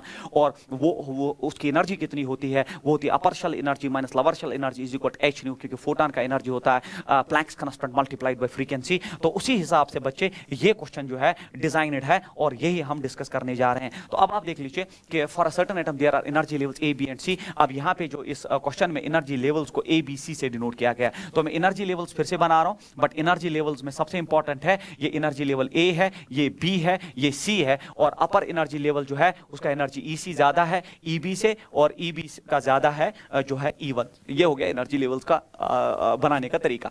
Choose the correct option if λ1 λ2 and λ3 are the wavelengths of radiations corresponding to the transitions.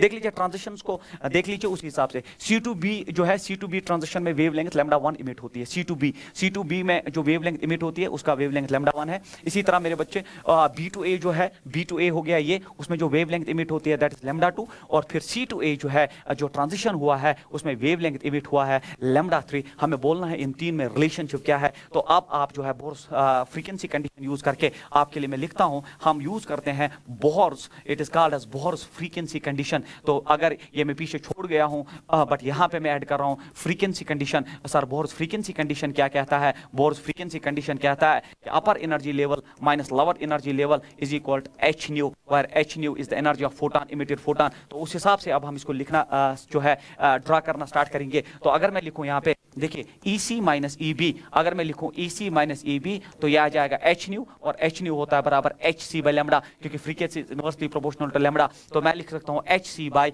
It is lambda 1। तो ये मेरा पहला इक्वेशन डिजाइन हो गया। इसी तरह मैं लिखूंगा EB माइनस जो है दैट EB माइनस EA है, ठीक है। तो मैं लिखूं अब EB minus EB minus EA, तो energy difference as per this condition is HC by lambda 2। तो इक्वेशन सेकंड भी डिजाइन हुआ। इसी तरह अगर मैं लिखूं EC माइनस EA, तो तीन ट्रांजिशंस है। EC माइनस EA का जो डिफरेंस ऑफ एनर्जी फोटॉन की सूरत में आया that is HC by lambda 3। ये इक्वेशन थर्ड हो गया हमारा। अब हम इन तीन रिलेशंस को कैसे न्यूट्रलाइज करें सो दैट हमें एक रिलेशन डेवलप हो जाए। अगर आप देखोगे बच्चों, अगर आप देखोगे सबसे इंपॉर्टेंट चीज इसमें है क्या, अगर मैं फर्स्ट और सेकंड को ऐड कर दूं, फर्स्ट और सेकंड को अगर मैं ऐड कर दूं, यहां पे मैं ऐड कर रहा हूं, तो ये माइनस EB है और प्लस EB है, कैंसल आउट हो जाएगा। तो यहां बचेगा EC माइनस EA, क्योंकि ऐड किया है मैंने, तो ये प्लस ये हो जाएगा, बट माइनस प्लस कैंसल होके यहां माइनस ए आएगा, और यहां बचेगा बच्चे ऐड किया है मैंने HC by lambda 1 plus HC by lambda 2। तो ये हो गया। बट EC माइनस EA देख लो आप, HC बाय लैम्डा 3 है, तो मैं इनको एक जगह लिख सकता हूं, it is HC by lambda 1 plus HC by lambda 2 is equal to बराबर है HC बाय लैम्डा 3, क्योंकि EC माइनस EA यहाँ पे HC बाय लैम्डा 3 है, और यहाँ पे डिफरेंस करके यहाँ पे जो EC माइनस EA है वो HC by lambda 1 plus HC by lambda 2 है। HC निकल जाएगा, तो आपका 1 by lambda 1 plus 1 by lambda 2 हो जाएगा बराबर 1 बाय लैम्डा 3। क्रॉस मल्टीप्लाई, तो ये हुआ lambda 1 plus lambda 2 divided by lambda 1 lambda 2 is equal to 1 by lambda 3। तो आपको लैम्डा 3 चाहिए शायद, हाँ लैम्डा 3 चाहिए, तो taking reciprocal on both sides, तो ये हो जाएगा lambda 1 lambda 2 divide by lambda 1 plus lambda 2। So this should be the answer, क्योंकि आपने रेसिप्रोकल लिया, तो lambda 1 lambda 2 divide by lambda 1 plus lambda 2, option number second. इस पैटर्न के क्वेश्चंस आप जो है करके जाएंगे। तो बोहर्स मॉडल में और एक कंडीशन ऐड हुई, एक तो बोहर्स क्वांटाइजेशन कंडीशन होता है, और जो angular momentum is integral multiply h/2, और दूसरा होता है बोहर्स फ्रीक्वेंसी कंडीशन। जब भी अपर शेल से इलेक्ट्रॉन नीचे जंप करता है तो फोटॉन को रिलीज करता है, जिसका एनर्जी E2 माइनस E1 होता है h न्यू या HC बाय लैम्डा। उसके बाद जो है ये क्वेश्चन है in a sample of hydrogen atom, this is again a most important question, ये भी आप जो है इंपॉर्टेंट लिस्ट में ऐड करेंगे। In a sample of hydrogen like atom, तो एक सैंपल है हाइड्रोजन लाइक एटम का, तो उसमें हाइड्रोजन लाइक एटम, क्योंकि हम बोहर्स मॉडल में हाइड्रोजन लाइक एटम्स ही डिस्कस करते हैं। In a sample of that is a drawback, in a sample of hydrogen like atoms all of which are in the ground state, सारे ground state में है, तो a photon beam contain photons of various energies is passed। तो उसमें हमने एक photon beam भेज दिया जिनकी एनर्जीज डिफरेंट है, पास किया, तो in absorption spectrum 5 dark lines are observed, 5 dark lines observe हुई है, 5 डार्क लाइंस ऑब्जर्व हुई है। 5 डार्क लाइंस ऑब्जर्व होने का मतलब क्या है? 5 डार्क लाइंस ऑब्जर्व होने का मतलब n उसने आपको 6 दे दिया, क्योंकि मैंने आपको पहले स्लाइड में पढ़ा दिया। आप देख लीजिए यहाँ पे, जब मैंने बोहर्स मॉडल में पढ़ा दिया आपको, तो यहाँ पे आप देख लीजिए, यहाँ पे आपका जो है यहाँ पे जो है ये बिल्कुल ये है, देख लीजिए। अगर आपने 5 डार्क लाइंस की बात की तो आपका n जो इन्वॉल्वड है, तो 5 डार्क लाइंस हो गए n-1, n-1 आपका जो है 5 आ रहा है, तो n डेफिनेटली 6 होना चाहिए, तब जाके एब्जॉर्ब स्पेक्ट्रम में आपकी 5 डार्क लाइंस आ जाएंगी। ये इस चीज का जो है इंपॉर्टेंस है। So this the most important thing here in absorption spectrum, number of different wavelength photons वो होता है n-1 के बराबर। तो अगर आपको 5 डार्क लाइंस ऑब्टेन हुई है, इसका मतलब आपने जो है आपका n का वैल्यू जो है वो 6 होना चाहिए, तब जाके 6-1 जो है वो 5 आ जाएगा। तो कितनी डार्क लाइंस ऑब्टेन हुई, तो n उसी हिसाब से आप जो है उसका हिसाब आप लगाएंगे। तो यहां अगर 5 डार्क लाइंस ऑब्टेन हुई है, तो n का वैल्यू वो आपको दे चुका है 6। That's an indirect language of this question, that's why it is important. In absorption spectrum 5 different dark lines are obtained. तो डार्क लाइंस ऑब्टेन्ड जो है, डार्क लाइंस ऑब्टेन्ड होता है n-1, और n-1 आपका 5 आया। 5 कब आएगा? जब आप n का वैल्यू 6 ड्रॉप करेंगे, 6-1 ही 5 आएगा। तो this is number of that dark lines obtained is n-1, और वो 5 आई है, तो n का वैल्यू आपको 6 देना चाहता है। That is what makes this question very important। उसके बाद the number of bright lines in emission spectrum। अब जब इलेक्ट्रॉन चला गया, किस शल में चला गया, हमें पता चल चुका है वो 6th शल में चला गया, और जब इलेक्ट्रॉन वहां से गिरेगा, हमसे पूछ रहा है कि कितने फोटॉन्स बाहर आएंगे। तो नंबर ऑफ फोटॉन्स अब इमिटेड, जो फोटॉन्स अब इमिट हो जाएंगे, नंबर ऑफ फोटॉन्स अब इमिटेड जो है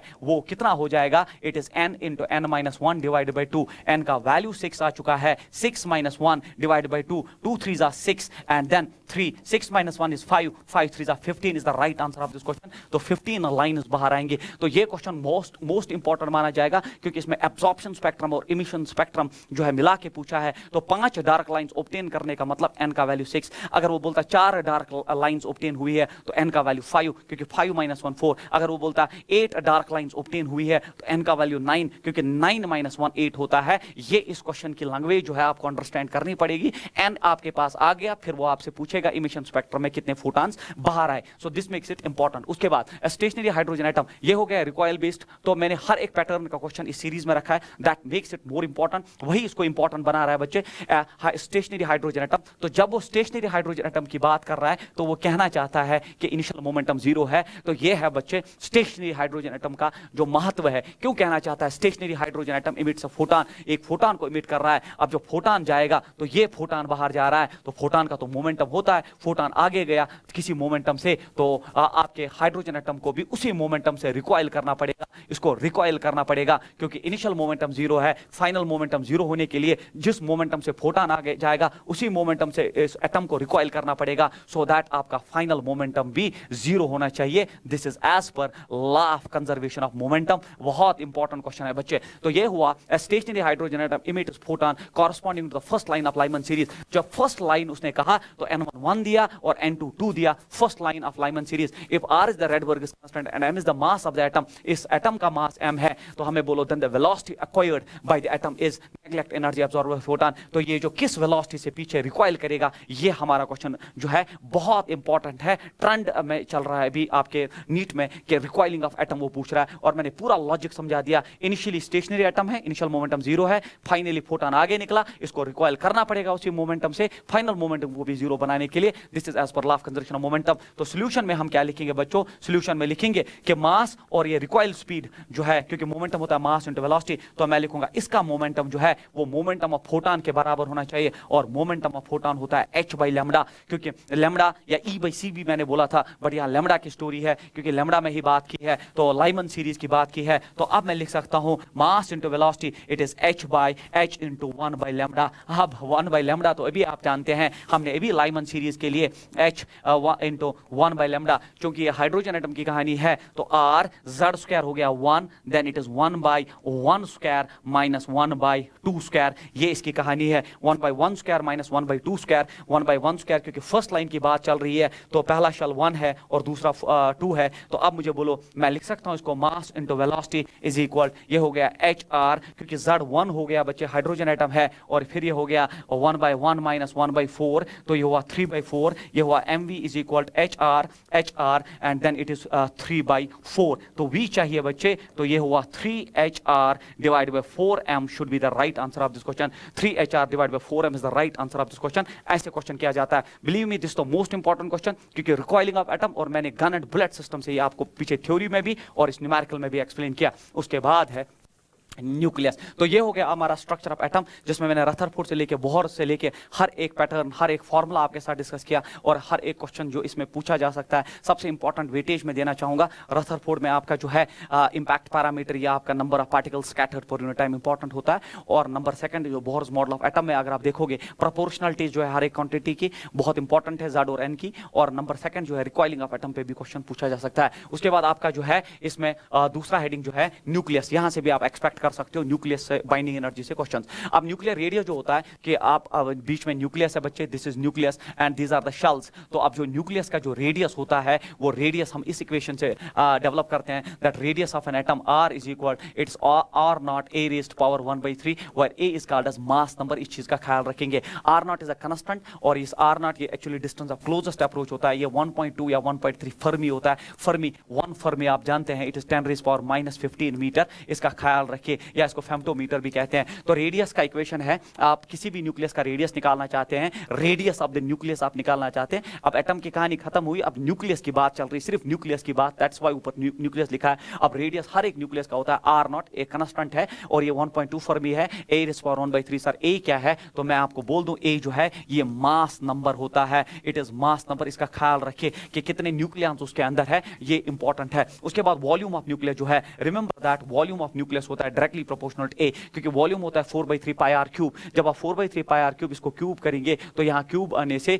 ए जो है ये सिर्फ ए पे प्रोपोर्शनल हो जाएगा। तो ये हो गया प्रोपोर्शनलिटी एंट्रेंस में पूछा जाएगा, क्योंकि nucleus sphere and volume is 4/3 pi R cube. अगर आप इसको क्यूब कर देंगे 4/3 पाई आर क्यूब, ए पे भी क्यूब आएगा तो डिपेंडेंसी सिर्फ ए पे रिड्यूस होगी। उसके बाद होता है डेंसिटी ऑफ न्यूक्लियस, और सबसे important density of nucleus is independent of mass number. देख लीजिए रेडियस डिपेंड करता है मास नंबर पे, कैसे? Directly proportional to A raise power 1/3। Volume nucleus के मास नंबर पे डिपेंड करता है, बट याद रखना density of any nucleus in the periodic table is independent of mass number, it is constant and remember it's value, it's 10 raise power 17 kg पर cubic metre. ये value बड़ा important है। तो density of nucleus is independent of mass number. कोई भी nucleus periodic table में hydrogen हो या यूरेनियम हो, इनका जो डेंसिटी है न्यूक्लियस का, अब ये ऐसी बात होगी हाइड्रोजन में एक प्रोटॉन है एक न्यूट्रॉन है, अगर ड्यूटेरियम है तो जो उसका साइज है वो अकॉर्डिंगली छोटा होगा, जबकि यूरेनियम में 92 प्रोटॉन्स है, अकॉर्डिंगली उसके न्यूट्रॉन्स है बीच में, तो उसका साइज बड़ा होगा। बट जो डेंसिटी है मास, दैट्स मास बाय वॉल्यूम जो है वो कांस्टेंट है, और हर एक न्यूक्लियस का पीरियोडिक टेबल में डेंसिटी कांस्टेंट होता है, इंडिपेंडेंट ऑफ मास नंबर, बहुत इंपॉर्टेंट है, और 10 रेज़ पावर 17 kg पर क्यूबिक मीटर। ये आप इक्वेशंस का सेट याद रखिए। उसके बाद जो है ये बाइंडिंग एनर्जी करो, बहुत इंपॉर्टेंट है बच्चे।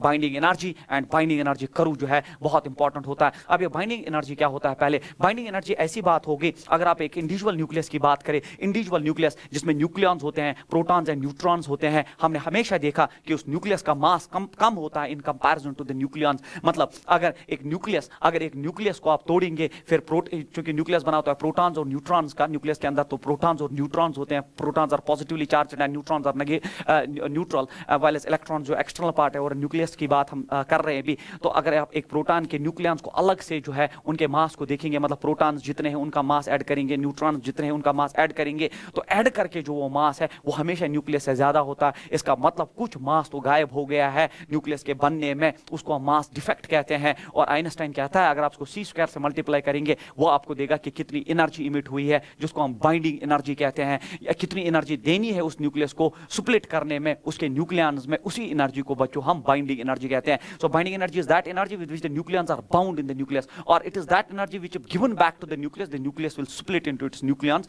That is the very important thing. चूंकि फिनिशिंग टच है, मेरे पास इतना टाइम भी नहीं है कि मॉडर्न फिजिक्स जो है तकरीबन 3 महीने या 2.5 महीने पढ़ाया जाता है क्लासरूम प्रोग्राम्स में, बट यहाँ पे सब कुछ डिस्कस करना और इतने मिनिमम टाइम में, इसीलिए जो है जो भी मैं बोल रहा हूँ उसको आराम से समझ लीजिए कि बाइंडिंग एनर्जी का सिंपल कंसेप्ट ये है कि एक न्यूक्लियस जिसमें प्रोटॉन्स और न्यूट्रॉन्स रह रहे हैं, अगर उस पूरे न्यूक्लियस का मास हम अलग से निकालते हैं और फिर इसको तोड़ के प्रोटॉन्स और न्यूट्रॉन्स का मास हम ऐड करते हैं, दिमाग कहता है प्रोटॉन्स और न्यूट्रॉन्स का जो मास ऐड करके जो है वो न्यूक्लियस के बराबर होना चाहिए, बट ऐसा होता नहीं है। हमेशा प्रोटॉन्स और न्यूट्रॉन्स का जो कंबाइंड मास है वो हमेशा इससे ज्यादा होता है। मतलब न्यूक्लियस बनने में कुछ मास डिसअपीयर होता है जिसको मास डिफेक्ट कहते हैं, और आइंस्टाइन कहता है वो एनर्जी में रिलीज हुआ, mass defect multiplied by C square gives you the energy in the joules, but हम मेगा इलेक्ट्रॉन वोल्ट्स में निकालते हैं, इसलिए एक फैक्ट से मल्टीप्लाई करते हैं, वो मैं आपको समझाऊं। तो ये है बच्चे इक्वेशन का खेल कि मतलब अगर एक कोई भी न्यूक्लियस आपके पीरियोडिक टेबल में है जिसका एटॉमिक नंबर Z और मास नंबर A है, तो इसका जो मास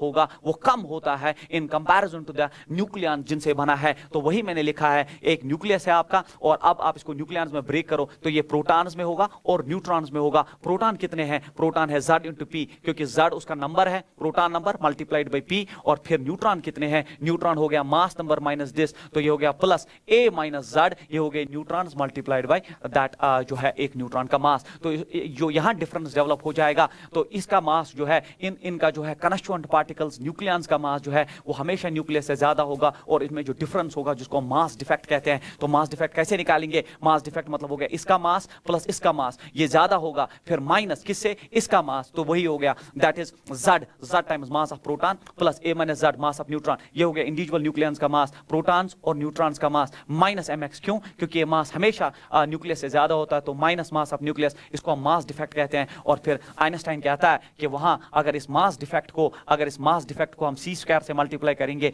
तो हमें एनर्जी जो जूल्स में मिलेगी, बट हम हमेशा जो है न्यूक्लियर फिजिक्स में बात करते हैं इलेक्ट्रॉन वोल्ट्स में एनर्जी की बात करते हैं, मेगा इलेक्ट्रॉन वोल्ट्स में, इसीलिए हमने डेल m मल्टीप्लाइड बाय 931.5 ये मेगा इलेक्ट्रॉन वोल्ट्स में लाने के लिए 931.5 5 मल्टीप्लाई करते हैं तो ये आता है energy. Otherwise binding energy is del m into c square, but ये जूल्स में एनर्जी आपको देगा। बट हम इलेक्ट्रॉन वोल्ट और मेगा इलेक्ट्रॉन वोल्ट्स की बात करते हैं, सिस्टम जो एनर्जी का यूनिट हम लेते हैं, इसीलिए 930 वो सारा कन्वर्जन करके 931.5 मेगा इलेक्ट्रॉन वोल्ट्स में एनर्जी आती है। तो इतना कंक्लूजन याद रखिए कि इंडिविजुअल न्यूक्लियॉन्स का मास हमेशा न्यूक्लियस से ज्यादा होता है, जो गायब हुआ होता है उसको उसको हम मास डिफेक्ट कहते हैं, और मास डिफेक्ट ही अपीयर होता है in the form of energy. तो mass defect multiplied by C square gives you energy, या अगर आप इसको मेगा इलेक्ट्रॉन वोल्ट सिस्टम में लाना चाहते हैं तो 931.5 मेगा इलेक्ट्रॉन वोल्ट ये वो फैक्टर है जो उसको मेगा इलेक्ट्रॉन वोल्ट में लाता है 931.5। अब है बाइंडिंग एनर्जी करू। अब बाइंडिंग एनर्जी करू जो है ये binding energy per nucleon with mass number जो है हम प्लॉट करते हैं, बहुत इंपॉर्टेंट है बाइंडिंग एनर्जी पर न्यूक्लियन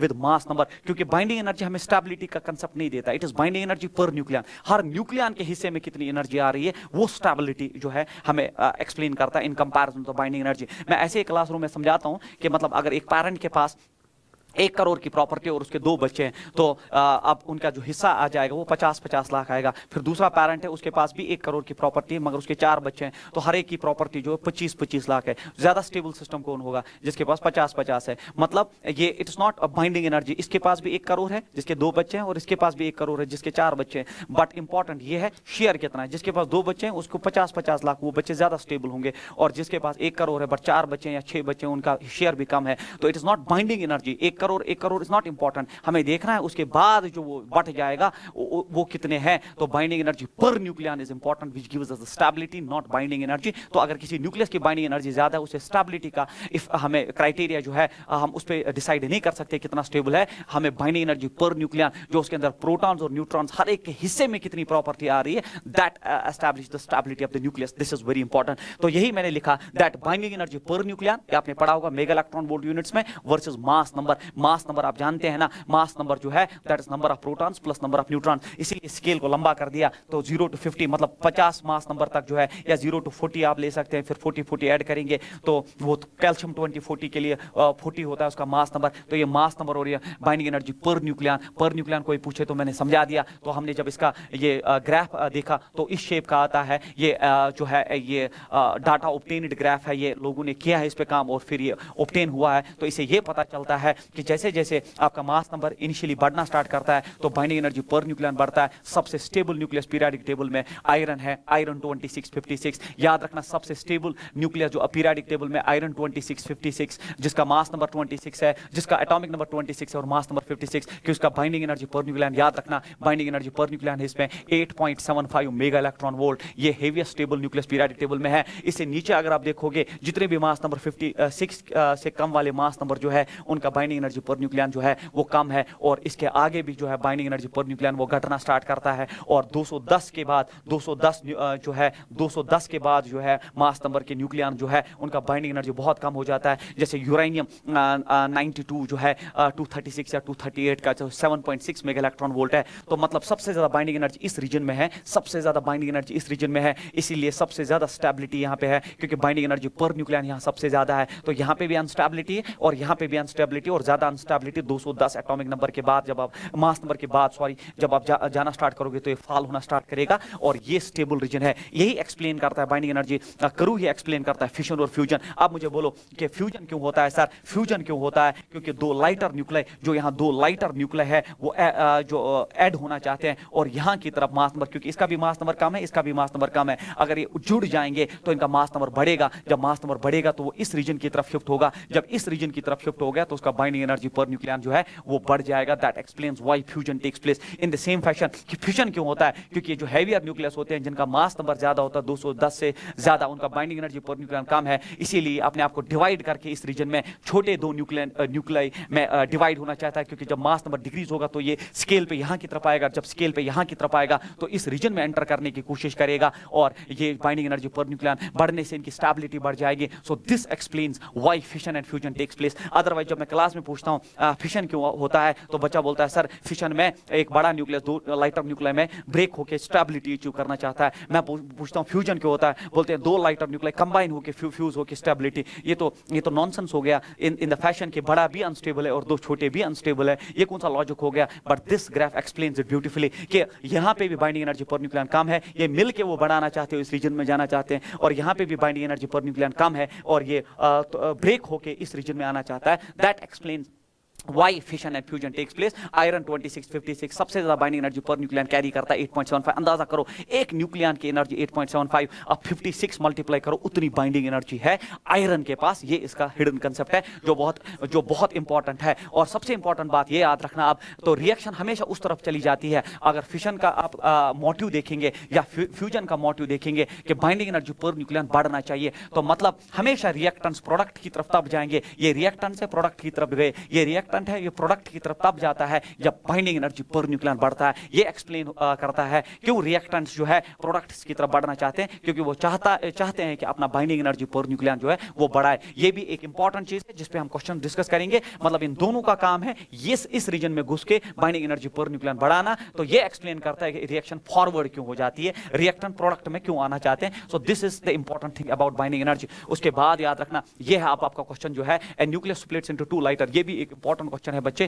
क्योंकि ये भी रिकॉइल बेस्ड, ये भी law of conservation of momentum based question है। तो एक न्यूक्लियस है बच्चे, एक न्यूक्लियस है आपके पास, a nucleus splits into two nuclear parts. तो न्यूक्लियस है, इनिशियली रेस्ट पे है, इनिशियल मोमेंटम 0 है। अब ये दो हिस्सों में बट गया, having radius in the ratio. तो r1/r2 जो इसके दो हिस्से हो जाएंगे, क्योंकि स्फीयर होता है तो जो दो हिस्से वो भी स्फेरिकल होंगे, उनका रेशो दिया है 1:2। हमें बोल रहा है the velocities are in the ratio. अब जब ये निकलेंगे तो इनकी वेलोसिटीज, तो बच्चा जो है यहाँ कंफ्यूजन का शिकार हो जाता है कि ये ब्रेक हुआ, अब ये भागेंगे तो कौन सी वेलोसिटीज कैसे लिखेंगे हम, कुछ करने की जरूरत नहीं। अब मुझे बोलो इनिशियल मोमेंटम 0, न्यूक्लियस रेस्ट पे है, अब स्प्लिट हुआ, एक टुकड़ा यहां जाएगा। सर यहां अपोजिट क्यों जाएंगे, क्योंकि इसका मोमेंटम जो है इसके मोमेंटम के बराबर होके फाइनल मोमेंटम भी 0। Again law of conservation of momentum based. अब मुझे बोलो ये जो हिस्सा है इसका mass into velocity 1 is equal to इस हिस्से का मास इंटू वेलोसिटी 2। मैं बिलीव करता हूं इस हिस्से का मास m1 है, इस हिस्से का मास m2 है। अब जितना मोमेंटम से आगे जाएगा उतने मोमेंटम से पीछे जाएगा। Again recoiling based question but very important. अब मास कैसे लिखोगे, क्योंकि ये दोनों हिस्से एक ही न्यूक्लियस के हैं। मास होता है डेंसिटी इनटू वॉल्यूम, तो डेंसिटी मैं मानता हूं एक ही न्यूक्लियस है, उसके हिस्से भी उनका भी डेंसिटी सेम है, तो डेंसिटी सेम है इनटू वॉल्यूम। वॉल्यूम होता है बराबर 4/3 पाई r3। तो इस पहले हिस्से का r1 मैं मानता हूं क्योंकि स्फेरिकल है और स्फीयर में ही ब्रेक हुआ, 4/3 पाई r3 बहुत इंपॉर्टेंट है, is equal to m2 rho into 4/3 pi r3। तो पाई r2 क्यूब हो जाएगा मल्टीप्लाइड बाई v2। तो यहाँ पे v1 में जो भूल गया। अब मुझे बोलो कैंसिलेशन में अब मुझे लगता है आपको समझ आया होगा, रो कट जाएगा, 4/3 पाई कट जाएगा, तो v1/v2 जो आपका है वो आ जाएगा बच्चे r2 डिवाइडेड बाय r1 का क्यूब। अब मुझे बोलो r2, बट आपके पास r1/r2 है, तो अब आप लिख सकते हैं इट इज r1/r2 जो है वो 1/2 है, तो 2 ऊपर नीचे 1 आ जाएगा क्यूब। तो 8:1 should be the ratio of this question, 8:1 is the right answer. तो ये हो गया आपका एक इंपॉर्टेंट क्वेश्चन जो फिर से वही initial momentum and final momentum balance करके आपको मिलता है। तो that is what is important about this question. उसके बाद है energy required to separate the typical middle mass nucleus strontium 50-120। तो आपके पास स्ट्रोंशियम है बच्चे, मैं आपको इसका आइडिया इंट्रोड्यूस करता हूं क्योंकि इसमें कैलकुलेशंस थोड़ी होती है, आपको करनी पड़ेंगी अगर आपको व्हाइट एप्रन पहनना है। तो एक मिडिल मास न्यूक्लियस है जो ब्रेक हुआ into it is constituent nucleons. Nucleons में तो सीधी सी बात है, एक तो प्रोटॉन है, न्यूक्लियॉन्स में प्रोटॉन और न्यूट्रॉन आते हैं। अब यहां पे आप आइडिया लगा सकते हैं, स्ट्रोंशियम में 50 प्रोटॉन है तो यहां सीधे 50 आ जाएगा, और 120 - 50 होता है 70, तो इसमें जो है 70 न्यूट्रॉन्स आ जाएंगे। इस चीज का ख्याल रखेंगे आप। तो 50 प्रोटॉन्स और 70 न्यूट्रॉन्स में ब्रेक हुआ तो इनटू इट्स कंस्टिट्यूएंट न्यूक्लियॉन्स। तो ये हो गया आपका स्ट्रोंशियम। स्ट्रोंशियम का मास दिया बच्चे। अब यहाँ ख्याल जो है, अब आप थोड़ा ध्यान रखें, ये स्ट्रोंशियम का मास है, बिल्कुल इसका मास दिया है। कितना मास दिया है? 119 पॉइंट, हाँ इट इज 90 इट इज 21। ये थोड़ा कैलकुलेशंस में होता है बट करना पड़ता है। It is u is called as atomic mass unit. तो ये इसका मास है। फिर हर एक प्रोटॉन का मास है, एक प्रोटॉन का मास दिया है, एक प्रोटॉन का मास है 1.00। और फिर बच्चों आप देखो 7825, ये एक प्रोटॉन का मास है। अगर मुझे 50 का निकालना है तो दिमाग कहता है इसको 50 से मल्टीप्लाई करना पड़ेगा, तो ये आपको करना पड़ेगा। इसी तरह एक न्यूट्रॉन का मास आपको प्रोवाइडेड है, वो है 1.00। ये करना ही करना पड़ेगा आपको। 8665 मल्टीप्लाइड बाय ऐसे 70 न्यूट्रॉन्स है तो 70। जब ये मास आप देखोगे और ये आप कैलकुलेट करोगे तो इन दो का एड जो है वो मास हमेशा इससे ज्यादा आएगा। तो इन दो का एडिशन माइनस दिस आपको मास डिफेक्ट देगा। तो आप जब पहले मास डिफेक्ट निकालोगे, कैसे निकालोगे? ये मास और ये मास ऐड होके आप हमेशा देखोगे ये हमेशा इससे ज्यादा आएगा, तो इनका डिफरेंस आपको मास डिफेक्ट देगा और फिर बाइंडिंग एनर्जी आ जाएगा ये मास defect multiplied bye 931.5 mega electron volts में आंसर आ जाएगा। और बिलीव मी इसका आंसर जो है 1021 मेगा इलेक्ट्रॉन वोल्ट है। ये आप कैलकुलेट करेंगे, करना पड़ेगा मल्टीप्लिकेशन, क्योंकि अभी मैं इसको करता बट टाइम कंज्यूमिंग है। Better is to explain another concept than to do mathematics here, कि मैं आपको यहाँ मल्टीप्लिकेशन दिखाऊं, फिर मल्टीप्लिकेशन, फिर इन दो का ऐड करूं मास में, और फिर ये मास जो है ये इससे ज्यादा होगा, क्योंकि हमेशा जो न्यूक्लियॉन्स है उनका मास एक्चुअल न्यूक्लियस से ज्यादा होता है। जो डिफरेंस है उसी को मास डिफेक्ट कहते हैं। और जब मास डिफेक्ट को 931.5 मेगा इलेक्ट्रॉन वोल्ट में जो है आप कन्वर्ट करके जो देखेंगे, it is 1021 mega electron volt is the answer. But ये छोड़ना नहीं, ये करना, क्योंकि एंट्रेंस में पूछ सकता है 4 मार्क्स के लिए। उसके बाद जो है ये है कंसिडर द न्यूक्लियर रिएक्शन। ये एक न्यूक्लियर रिएक्शन है एक्स, फिर से ऐसा ही क्वेश्चन है, इसमें भी कैलकुलेशंस है। इसका जो मास नंबर है ऊपर लिखा है मास नंबर दैट्स 200, और फिर ये कन्वर्ट हुआ है ए में जिसका मास नंबर है 110, क्योंकि ऊपर टॉप पे मास नंबर होता है और बॉटम पे एटॉमिक नंबर होता है, उसका ख्याल रखेंगे। प्लस बी में ये प्रोडक्ट में कन्वर्ट हुआ है जिसका आपका मास नंबर 90 है, प्लस यहाँ कुछ एनर्जी बाहर आई है। अगर यहाँ कुछ एनर्जी बाहर आई है तो डेफिनेटली यहाँ मास डिफेक्ट है। तो मास डिफेक्ट देखो, यहाँ एनर्जी बाहर आई है तो मतलब यहाँ मास ज्यादा है, यहाँ मास कम है। जब यहाँ मास कम है वही एनर्जी की सूरत में बाहर आया, it means there is again a mass defect and therefore a loss of energy. तो हम जो है अब हमसे क्या पूछ रहे हैं, तो कंसीडर दिस रिएक्शन, तो the binding energy per nucleon की एनर्जी, ये मैं आपको समझाना चाहता हूं। तो binding energy per nucleon of this and this is, तो हर एक का पहले का 7.4 मैं डिफरेंट कलर यूज करूंगा सो दैट आपको दिखे, दूसरे का ये है 8.2 और तीसरे का भी 8.2 the energy release it is. तो पहली बात आप देख लो आपका x 200, तो यहां पे बाइंडिंग एनर्जी पर न्यूक्लियन दिया है आपको 7.4। बच्चे गलती से भी है आप ये 7.4 एनर्जी नहीं लेना, क्योंकि बाइंडिंग एनर्जी पर न्यूक्लियन दिया है तो मल्टीप्लाई करना पड़ेगा 200, तो यहां पे एक वैल्यू आ जाएगा। तो इट इज अगर आप इसको मल्टीप्लाई करेंगे तो यहां पे पहले आप एक जीरो उड़ा दीजिए, ये 74 हो जाएगा। तो 2 4 जा 8, 2 4 जा 8, 2 7 जा 14, तो 0। तो ये हो गया इसका एनर्जी, टोटल एनर्जी। तो ये टोटल बाइंडिंग एनर्जी है। इन द सेम फैशन इसका बाइंडिंग एनर्जी पर न्यूक्लियन 8.2 दिया है, इसका बाइंडिंग एनर्जी न्यूक्लियन जो है 8.2 दिया है। मल्टीप्लाई करेंगे 110 से, जब आप 110 से मल्टीप्लाई करेंगे तो 82 हो जाएगा। और फिर 82 को आप देख लीजिए 11 से मल्टीप्लाई करना है, तो पहले मैं इसको थोड़ा और एक स्टेप में लूं। 82 मल्टीप्लाइड बाय 11, तो it is 2 8 and then it is 2 8, तो ये हो गया 2 8 और 2 हो गए 10, और फिर ये हो गया 9, तो ये हो गया इसका टोटल बाइंडिंग एनर्जी। इसका ख्याल रखिए। इसी तरह यहाँ पे आप देख लीजिए इसका binding energy per nucleon again 8.2 है, इंटू 90 से मल्टीप्लाई करना है। एक स्टेप और आगे करते हैं, ये हुआ 82 इंटू 9, 9 2 जा 18, 18 एक कैरी हुआ, देन इट इज 9 8 जा इट इज या मैं सीधे मल्टीप्लाई कर दूं, इधर आप कैलकुलेशन से हम थोड़ा बच के चलते हैं। It is directly 82 multiplied by आपका जो है 9 है, या 738, ये आपका 738 आया। अब आप देख लीजिए बच्चे, इन दो को ऐड करिए, इन दो को ऐड करिए। इनका जो है मैंने बोला अभी रिएक्शन तब फॉरवर्ड जाता है जब बाइंडिंग एनर्जी पर न्यूक्लियन बढ़ जाता है, तब जाके रिएक्शन फॉरवर्ड। तो अगर ये इधर चला गया इसका मतलब इनका बाइंडिंग एनर्जी पर न्यूक्लियन ज्यादा होना चाहिए। इन दो का बाइंडिंग एनर्जी ऐड करते हैं तो ये हुआ 902 प्लस 738, 8 और 2 हो गया 10, 0, ये हो गया 4 और उसके बाद ये हो गया 16, तो ये 1640। अगर आप देखोगे रिएक्टेंट साइड से 1480 है। डेफिनेटली प्रोडक्ट साइड में अगर आपसे कोई पूछे रिएक्शन फॉरवर्ड क्यों चला गया, आप बोलना सर हमें दिमाग ये कह रहा है कि यहाँ बाइंडिंग एनर्जी पर न्यूक्लियन इन दो का जो है वो ज्यादा होना चाहिए एज पर द रिएक्टेंट। तो अब अगर आप देखोगे वो हो गया 1640, यहाँ 1840, तो 1640 में से आप जो है 1480 माइनस करिए, the difference will be that energy emitted. और आप देख लीजिए 0 में से 0, ये भी 0, तो 16 में से 8 हो गया 16, तो ये क्या हुआ 1640, हाँ 1640 माइनस 1480, तो ये हुआ 1840, 0 0 16 6, इट इज 16 माइनस 8, तो यहाँ बचा 8, ठीक है 8 बच्चा यहाँ पे। मैं ये देखो मैं 1840 लिख रहा हूँ, इट इज 1440 बच्चे, sorry for this, it is 1440। तो देख लीजिए 0 0 6 में 4, 6 में से आपका जो है 1440 है, 1480, देखो फिर से गलत, पता नहीं कहाँ हूँ मैं, 1480 80, देख लीजिए 0 0, ये होता है कैलकुलेशन एरर। 14 में से आपका 8, तो ये हुआ 6, और 5 में से 4, it's 160 mega electron volt should be answer. देख लीजिए 160। तो ये होता है बच्चों जब आप जल्दी में करना चाहोगे, इसका बेस्ट एग्जांपल ये है, तो आप जो है यहाँ 1480 है, 2 बार मैंने गलत लिखा, कभी 1440, कभी कुछ और 1840।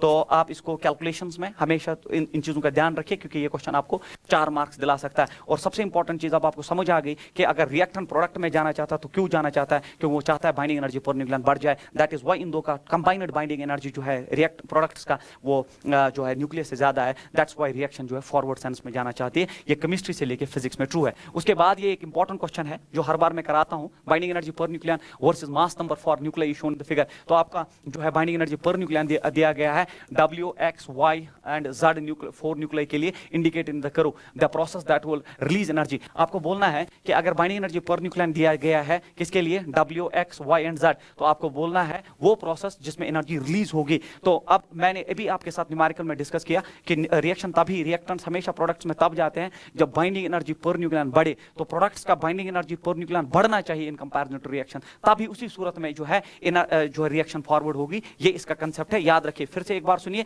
रिएक्टेंट्स तब प्रोडक्ट्स में जाना चाहेंगे जब प्रोडक्ट्स का जो प्रोडक्ट्स बनेंगे उनका binding energy per nucleon reactant side से ज्यादा होगा। तो ये एक इंपॉर्टेंट कंसेप्ट है। अब इनमें आपको देखना है कि कौन सी प्रोसेस फिजिबल है। तो पहला जो है y gives 2z, y gives 2z। तो अब आप ग्राफ में देखिए y जो है ये रिएक्टेंट है और वो 2z। तो मुझे बोलो y 2z, y का बाइंडिंग एनर्जी ज्यादा है और प्रोडक्ट का कम है, ऐसा रिएक्शन पॉसिबल ही नहीं है। क्योंकि आप कभी नहीं चाहोगे, प्रोडक्ट कभी नहीं चाहेगा कि उसका बाइंडिंग एनर्जी गिर जाए, क्योंकि अनस्टेबल नहीं होना चाहता ना। तो पहला प्रोसेस जो है बिल्कुल गलत है। दूसरा है w gives x plus z, w gives x plus z। देखो w दे रहा है x, ठीक है, और z का तो कम हो रहा है। तो प्रोडक्ट्स का बाइंडिंग एनर्जी बढ़ना चाहिए, इसका बढ़ा बट इसका नहीं बढ़ा, तो ऐसा रिएक्शन भी पॉसिबल नहीं है। तो इससे आप बहुत कुछ सीख रहे हो इस क्वेश्चन से।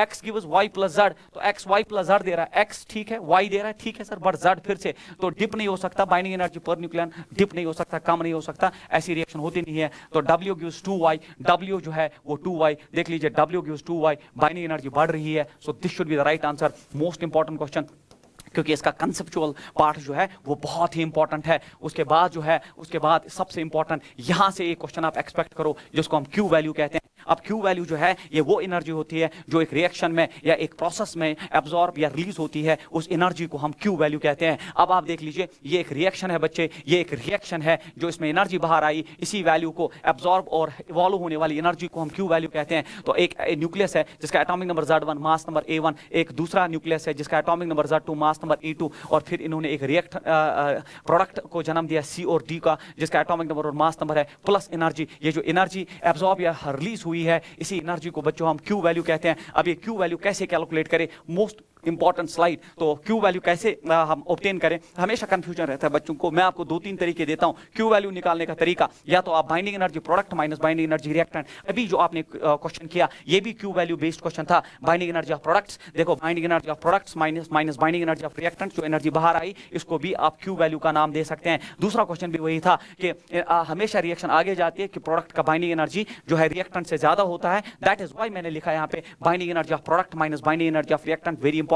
ये एक तरीका। दूसरा क्यू वैल्यू निकालने का वही मास डिफेक्ट मल्टीप्लाइड बाय 931.5 में इलेक्ट्रॉन वोल्ट, जो आपने अभी एनर्जी जो आपने बाइंडिंग एनर्जी में एनर्जी कैलकुलेट की, तो वो जो इवॉल्व्ड एब्सॉर्ब्ड एनर्जी उसी को तो हम क्यू वैल्यू कहते हैं। तो ये एक तरीका है बाइंडिंग एनर्जी क्यू वैल्यू निकालने का। या तीसरा Q value of binding energy निकालने का हो गया kinetic energy of products minus kinetic energy of reactants. अब न्यूमेरिकल डिसाइड करेगा कि आप कैसे क्यू वैल्यू निकालोगे। तो अगर आपको binding energy of product minus binding energy of reactants, जो अभी आपको न्यूमेरिकल मैंने पीछे डिस्कस किया, इस तरीके से आपने किया। कुछ न्यूमेरिकल्स में हम मास डिफेक्ट मल्टीप्लाइड बाय, जो इससे पहले वाला न्यूमेरिकल था जिसमें मैंने बोला प्रोटॉन्स और न्यूट्रॉन्स का मास ऐड करिए और फिर न्यूक्लियस के कंपैरिजन में ज्यादा होता है, difference will be the mass defect multiplied bye 931। या अगर आप काइनेटिक एनर्जीज की बात करो, kinetic energy of product minus kinetic energy of reactants अगर आपको न्यूमेरिकल में प्रोवाइड है, तब भी आप बाइंडिंग एनर्जी निकाल सकते हो और उसी को हम क्यू वैल्यू कहते हैं। और इससे आप इस साल एक क्वेश्चन एक्सपेक्ट करके जो है आगे चल सकते हो। उसके बाद सबसे इंपॉर्टेंट बच्चे इसमें अल्फा डीके आता है। अब अल्फा डीके क्या है? अल्फा डीके हो गया कि जब मैंने अभी आपको जो बाइंडिंग एनर्जी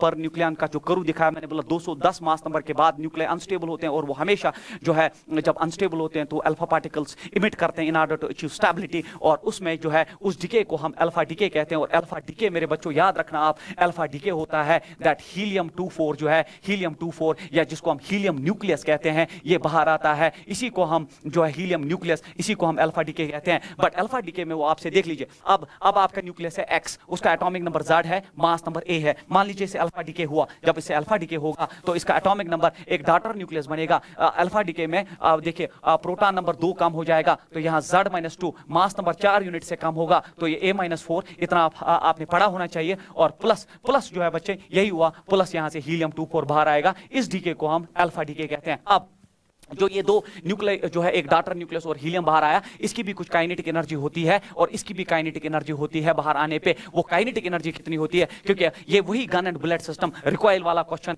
तो ये न्यूक्लियस था, उसने अल्फा पार्टिकल छोड़ा, जब अल्फा पार्टिकल किसी मोमेंटम से आगे जाएगा तो डॉटर न्यूक्लियस रिकॉइल करेगा, तो बिल्कुल ये रिकॉइलिंग बेस्ड क्वेश्चन। देख लीजिए कितनी जगह रिकॉइल है, रिकॉइल कितना है मॉडर्न फिजिक्स में, कहीं से भी क्वेश्चन उठा के बना सकता है कि इसका इनिशियल मोमेंटम 0 है, तो इस सिस्टम का फाइनल मोमेंटम 0 होने की वजह है वो एक ही तरीका है, इनिशियल मोमेंटम 0, फाइनल मोमेंटम 0, एक ही तरीका है कि अगर अल्फा आगे जाएगा तो इसको पीछे रिकॉइल करना पड़ेगा। इसीलिए काइनेटिक एनर्जी आपका अल्फा का भी आता है और काइनेटिक एनर्जी वाई का भी आएगा in terms of Q value. Q value provided होगा, अगर नहीं दिया होगा तो हम कैलकुलेट कर सकते हैं अर्लियर मेथड से। तो ये काइनेटिक एनर्जी बड़ा इंपॉर्टेंट है। अब ये बच्चों को याद नहीं रहता, सर कितना याद रखेंगे, बहुत प्रेशर होता है, तो कोई मसला नहीं। काइनेटिक एनर्जी होता है बच्चों P²/2m, या आपने काइनेमेटिक्स से लेकर डायनेमिक्स में बहुत बार पढ़ा होता है कि काइनेटिक एनर्जी P²/2m। तो P जो है momentum, initial momentum, final momentum बराबर 2 बराबर, तो ये kinetic energy inversely proportional to mass होता है। बस ये की है याद रखने की, मतलब kinetic energy inversely proportional to mass. मतलब अगर आप काइनेटिक एनर्जी लिखना चाहते हैं अल्फा पार्टिकल का, काइनेटिक एनर्जी अल्फा पार्टिकल को इनवर्सली प्रोपोर्शनल टू मास, मतलब जब आप काइनेटिक एनर्जी अल्फा का लिखेंगे तो मास आ जाएगा डॉटर का। तो देख लीजिए काइनेटिक एनर्जी अल्फा, ऊपर आएगा मास डॉटर का, है ना, डॉटर का कितना मास है A-4 divided by total mass. Total mass कितना था A multiplied by Q value. इसी तरह अगर आप Y का निकालना चाहते हैं, ये इसका निकालना चाहते हैं, तो इनवर्स प्रोपोर्शनलिटी, तो अल्फा का मास ऊपर आएगा, दैट इज व्हाई ऊपर 4 आया, divided by total mass number multiplied by Q value. जिसको ये इक्वेशन तो याद रही वो आप आराम से कर सकते हैं। तो तरीका ये है, kinetic energy is inversely proportional to mass, उस बेसिस पे आप क्वेश्चन ले सकते हैं। जब आपको अल्फा का निकालना है तो मास ऊपर डॉटर न्यूक्लियस का आएगा, divide by total multiplied by Q value. और जब आपको डॉटर न्यूक्लियस का काइनेटिक एनर्जी निकालना है तो मास ऊपर अल्फा का आ जाएगा, divide by total mass multiplied by Q value. But believe me this is the most important slide. ये इक्वेशंस याद करेंगे लॉजिक के साथ। ये है आपका बीटा डीके, पता होना चाहिए आपको। बीटा डीके होता है कि जब बीटा, और जो बीटा डीके होता है beta negative and beta positive, ये डीके तब होते हैं बच्चे जब न्यूक्लियस के अंदर प्रोटॉन्स और न्यूट्रॉन्स का रेशो जो है वो जो है डिस्टर्ब होता है। प्रोटॉन न्यूट्रॉन रेशो अगर जो है डिस्टर्ब हो जाए तब अल्फा और तब बीटा डीके होता है, बीटा डीके होता है, गामा डीके उसके साथ एसोसिएट होता है। अब मैं आपको दिखाऊं, बीटा डीके में दो टाइप्स होते हैं। One is beta negative decay. Beta negative decay के वक्त एक्चुअली न्यूक्लियस में न्यूट्रॉन ज्यादा होते हैं, इसीलिए जो न्यूट्रॉन है जिसका जो है एटॉमिक नंबर 0 है, मास नंबर 1, वो उसमें ट्रांसफॉर्मेशन होती है, वो प्रोटॉन में कन्वर्ट होता है, प्लस इलेक्ट्रॉन निकलता है, और उसके साथ जब भी इलेक्ट्रॉन निकलता है तो ये एक रेडिएशन निकलती है, इसको हम एंटी न्यूट्रिनो कहते हैं। एंटी न्यूट्रिनो, इसका ख्याल रखना, ये एक एनर्जी रेडिएशन होती है, इसका मास नहीं होता, इसका एटॉमिक नंबर नहीं होता। और जब ऐसा ट्रांसफॉर्मेशन न्यूक्लियस के अंदर होता है तो उस न्यूक्लियस में अब एक न्यूट्रॉन गायब हो चुका है, बट प्रोटॉन बढ़ा, इसीलिए एटॉमिक नंबर 1 यूनिट बढ़ा, प्रोटॉन बढ़ा, और फिर इलेक्ट्रॉन बाहर आता है। इलेक्ट्रॉन बाहर आया और उसके साथ इलेक्ट्रॉन के साथ हमेशा anti neutrino directly asked objective entrance में कि जब बीटा डीके में इलेक्ट्रॉन बाहर आता है उसके साथ कौन सी रेडिएशन बाहर आती है, उस रेडिएशन का नाम एंटी न्यूट्रिनो। ये सबसे पहले पॉली ने कहा था और फिर लेटर कंफर्म भी हुआ। इन ऑर्डर, सर ये बाहर क्यों आती है radiation? In order to conserve energy and momentum, ये इसका कंसेप्चुअल हिस्सा है। इसी तरह जब बीटा पॉजिटिव डीके होता है तो पॉजिट्रॉन न्यूक्लियस से बाहर आता है, इसको हम बच्चे पॉजिट्रॉन डीके भी कहते हैं, याद रखना इसको पॉजिट्रॉन डीके कहते हैं। और बीटा नेगेटिव को हम इलेक्ट्रॉन डीके भी कहते हैं। ये आपने बिल्कुल क्लासरूम प्रोग्राम में पढ़ा होगा, but still I am helping you at this last stage. तो चूंकि पॉजिट्रॉन न्यूक्लियस में होता नहीं तो क्या होता है सर, प्रोटॉन इस वक्त न्यूक्लियस में ज्यादा होते हैं, प्रोटॉन जो है वो ब्रेक होता है, न्यूट्रॉन प्लस पॉजिट्रॉन, और पॉजिट्रॉन के साथ न्यूट्रिनो बाहर आता है, तो इसको हम न्यूट्रिनो कहते हैं। तो अलग क्वेश्चन बन सकता है, इलेक्ट्रॉन के साथ एंटी न्यूट्रिनो और पॉजिट्रॉन के साथ न्यूट्रिनो बाहर आता है, और उस न्यूक्लियस में अब एक प्रोटॉन कम हो चुका है, इसलिए न्यूक्लियस में एटॉमिक नंबर कम हुआ बट मास नंबर चेंज नहीं हुआ, क्योंकि अगर एक प्रोटॉन गायब हुआ एक न्यूट्रॉन तो क्रिएट हुआ। वही इसमें भी हुआ कि अगर सर एक न्यूट्रॉन गायब हुआ, प्रोटॉन बढ़ने से एटॉमिक नंबर बढ़ा बट मास नंबर पे कोई चेंज नहीं, क्योंकि अगर एक न्यूट्रॉन गायब हुआ एक प्रोटॉन क्रिएट हुआ, मास नंबर पे कोई चेंज नहीं, प्लस पॉजिट्रॉन और न्यूट्रिनो बाहर आता है। ये न्यूट्रिनो और एंटी न्यूट्रिनो का कंसेप्ट पॉली ने सजेस्ट किया था और लेटर कंफर्म भी हुआ। और हमने जो पॉली से पूछा ऐसा क्यों होता है, ये दो रेडिएशंस बाहर क्यों आती है, तो उसने कहा it comes out, they come out only to conserve energy and momentum of the system. और उसके बाद गामा डीके हर एक डीके के साथ एसोसिएटेड होता है, चाहे आपका अल्फा डीके हो, बीटा नेगेटिव, बीटा पॉजिटिव, ये हर एक डीके के साथ एसोसिएट होता है। इसका काम ये होता है, इसमें ना मास नंबर चेंज होता है ना एटॉमिक एटॉमिक नंबर, जबकि अल्फा डीके में भी ये चेंज होता है, एटॉमिक नंबर चेंज होता है, मास नंबर चेंज होता है। बीटा नेगेटिव में आप देखो एटॉमिक नंबर चेंज होता है, मास नंबर सेम रहता है। बीटा पॉजिटिव में भी एटॉमिक नंबर चेंज होता है, मास नंबर सेम रहता है। बट गामा डीके एक ऐसा डीके है जिसमें कोई एटॉमिक नंबर और मास नंबर पे कोई फर्क नहीं पड़ता। ये सिर्फ एक एक्साइटेड न्यूक्लियस को ग्राउंड स्टेट में लाता है। तो यही है कि एक एस्ट्रिक बनाया है, इसमें atomic number Z, mass number A, asterisk means excited state है। ये आ गया वापस X Z A, देखो एटॉमिक नंबर चेंज हुआ ना मास नंबर, बट साथ में गामा रे फोटॉन निकला। तो यहाँ फिर से रिकॉइलिंग वाला बेस्ड क्वेश्चन आ जाएगा कि जब फोटॉन बाहर आएगा गामा रे फोटॉन, तो आपका न्यूक्लियस जो है रिकॉइल करेगा। फिर से वही मोमेंटम ऑफ दैट जो न्यूक्लियस आपका है, moment of mass into velocity, या तो E/c is equal to h/λ। अब देखो कहां से बच्चे रिकॉइल, मैंने बोहर्स मॉडल में भी रिकॉइल पढ़ाया, फिर आगे जो है बाइंडिंग एनर्जी में रिकॉइल पढ़ाया। अब यहाँ डिकेज में भी जो है रिकॉइल है कि जब फोटॉन बाहर, गामा रे फोटॉन आगे जाएगा तो न्यूक्लियस जो है डाटर न्यूक्लियस, उसको पीछे रिकॉइल करना पड़ेगा in order to keep the momentum conserve. उसके बाद जो है ये है आपका गामा रे फोटॉन जो है पेयर प्रोडक्शन है बच्चे। ये आपका जो है इसमें फाइनल हेडिंग है, इसमें पेयर प्रोडक्शन जो होता है। पेयर प्रोडक्शन ये होता है कि जब आपके पास एक हैवी न्यूक्लियस होता है,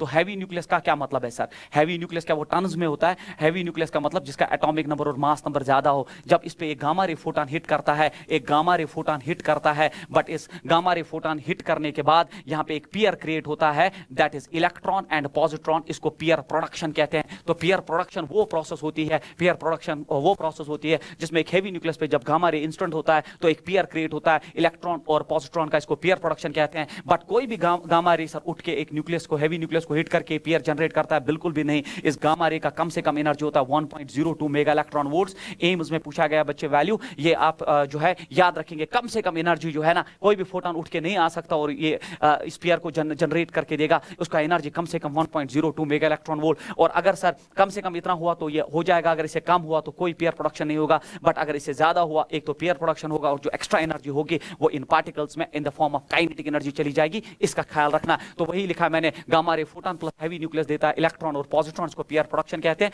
the minimum energy of gamma ray photon for production is 1.02 mega electron volt.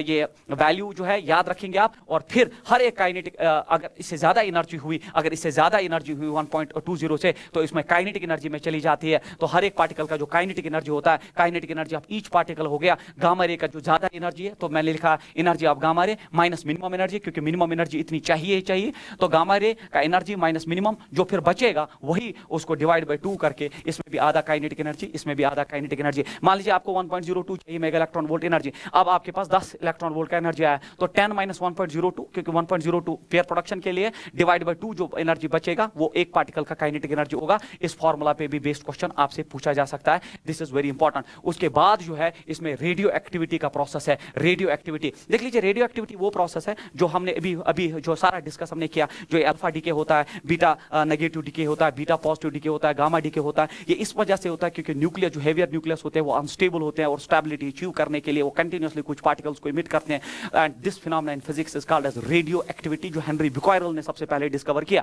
अब ये रेडियो एक्टिविटी में जब जो ये सारे पार्टिकल्स का हमने जो ये पढ़ा, तो इसमें एक चीज ये है कि अगर आपके पास एक कंटेनर है जिसमें कुछ न्यूक्लिय है जिनका नंबर कुछ n0 है, मतलब इनिशियली आपके पास एक कंटेनर है उसमें n0 के नंबर ऑफ न्यूक्लियॉन्स है, न्यूक्लिय है n0 नंबर इनिशियली जब टाइम जीरो था, एंड जैसे टाइम फिर आगे बढ़ता है तो ये डिके करते हैं, कुछ alpha decay, beta negative, beta positive, ये जब डिके करते हैं उसी फिनोमेना को हम रेडियो एक्टिविटी कहते हैं। मतलब विद टाइम इनका नंबर कम होना स्टार्ट हो जाता है और ये एक्सपोनेंशियल डिक्रीज होता है। तो इक्वेशंस को जो गाइड करती है, आपने केमिस्ट्री से लेके फिजिक्स में पढ़ी होगी, it is n is equal to n0 e raise power minus lambda t। तो ये है इनिशियल नंबर इज n0 और जो फिर आपके पास बचा है e raise power minus lambda t, where lambda is called as decay constant of that particular radioactive material. हर एक का अपना ये होता है, t हो गया वो टाइम, और चूंकि एक्सपोनेंशियल डिक्रीज है इसीलिए जब आप ग्राफ प्लॉट करेंगे किसमें, n वर्सेस टाइम में, number of nuclear versus time में, there will be an exponential decrease. तो initially number of nucleons n0 थे जब टाइम जीरो था, और जैसे जैसे टाइम बढ़ेगा वैसे एक exponential decrease number of nuclear में होगा। और फिर सबसे इंपॉर्टेंट जिसे मैं न्यूमेरिकल सॉल्व करता हूं, इनिशियली आपके पास नंबर ऑफ न्यूक्लियर n0 थे और फिर एक टाइम आता है जिसको हम हाफ लाइफ कहते हैं। हाफ लाइफ मैंने t हाफ लिखा है, नंबर ऑफ न्यूक्लियॉन्स n0/2 होते हैं, और एक हाफ लाइफ आता है तो इसका अब आधा हो जाएगा n0/4। और एक हाफ लाइफ आएगा n नॉट बाई 8 और एक हाफ लाइफ आएगा n नॉट बाई 16। ये फॉर्मूला बड़ी इंपॉर्टेंट होती है, भले ही बुक्स में नहीं लिखी होती है बट हमारे न्यूमेरिकल से सॉल्व होते हैं हर हाफ लाइफ के बाद। तो कोई पूछे हाफ लाइफ क्या होता है, आप बोलना वो टाइम जिसमें नंबर ऑफ न्यूक्लियाई जो है वो बचे आपके पास न्यूक्लियाई वो आधे, या जो डिके हो जाए वो भी आधे। तो मतलब हाफ लाइफ का इक्वेशन होता है एक्चुअली हाफ लाइफ का होता है 0.693 डिवाइडेड बाय लैम्डा, और lambda is called as decay constant. ये भी आप याद रख सकते हो, इससे भी क्वेश्चन कर सकते हो, बट मैं इसको ज्यादा यूज नहीं करता। मैं इस कंसेप्ट से ही काम चलाता हूं कि हर बार आप आगे जो बढ़ोगे तो पिछले कंसंट्रेशन का आधा आपका आगे चलेगा। उसके बाद ये इक्वेशन इंपॉर्टेंट है, जो नंबर ऑफ न्यूक्लियाई लेफ्ट, ये n जो है इट इज लेफ्ट, कितने बचे हैं आपके पास, और number of nuclei initially n is equal n naught 1/2 raise power n, n हो गया बराबर नंबर ऑफ हाफ लाइफ्स। याद रखना n हो गया नंबर ऑफ हाफ लाइफ्स। कितनी हाफ लाइफ्स है जो मैंने ऊपर लिखा, जैसे यहाँ पे अगर आप देखोगे 1 2 3, अगर यहीं पे स्टॉप हुआ तो 3 हाफ लाइफ्स है, अगर 16 पे चला n नॉट बाई 16 तो 4 हाफ लाइफ्स है, और न्यूमेरिकली होता है बराबर total time divided by half life period. ये याद रखो, आप ये फॉर्मूला पढ़ा होगा। तो n is number of half lifes और n होता है बराबर total time by half life. ये एक इंपॉर्टेंट सेट ऑफ इक्वेशंस है, ये आपको याद होना चाहिए। एक्सपोनेंशियल डिक्रीज तो हर हाफ लाइफ के बाद आधा रह जाता है, और there is a relation between left and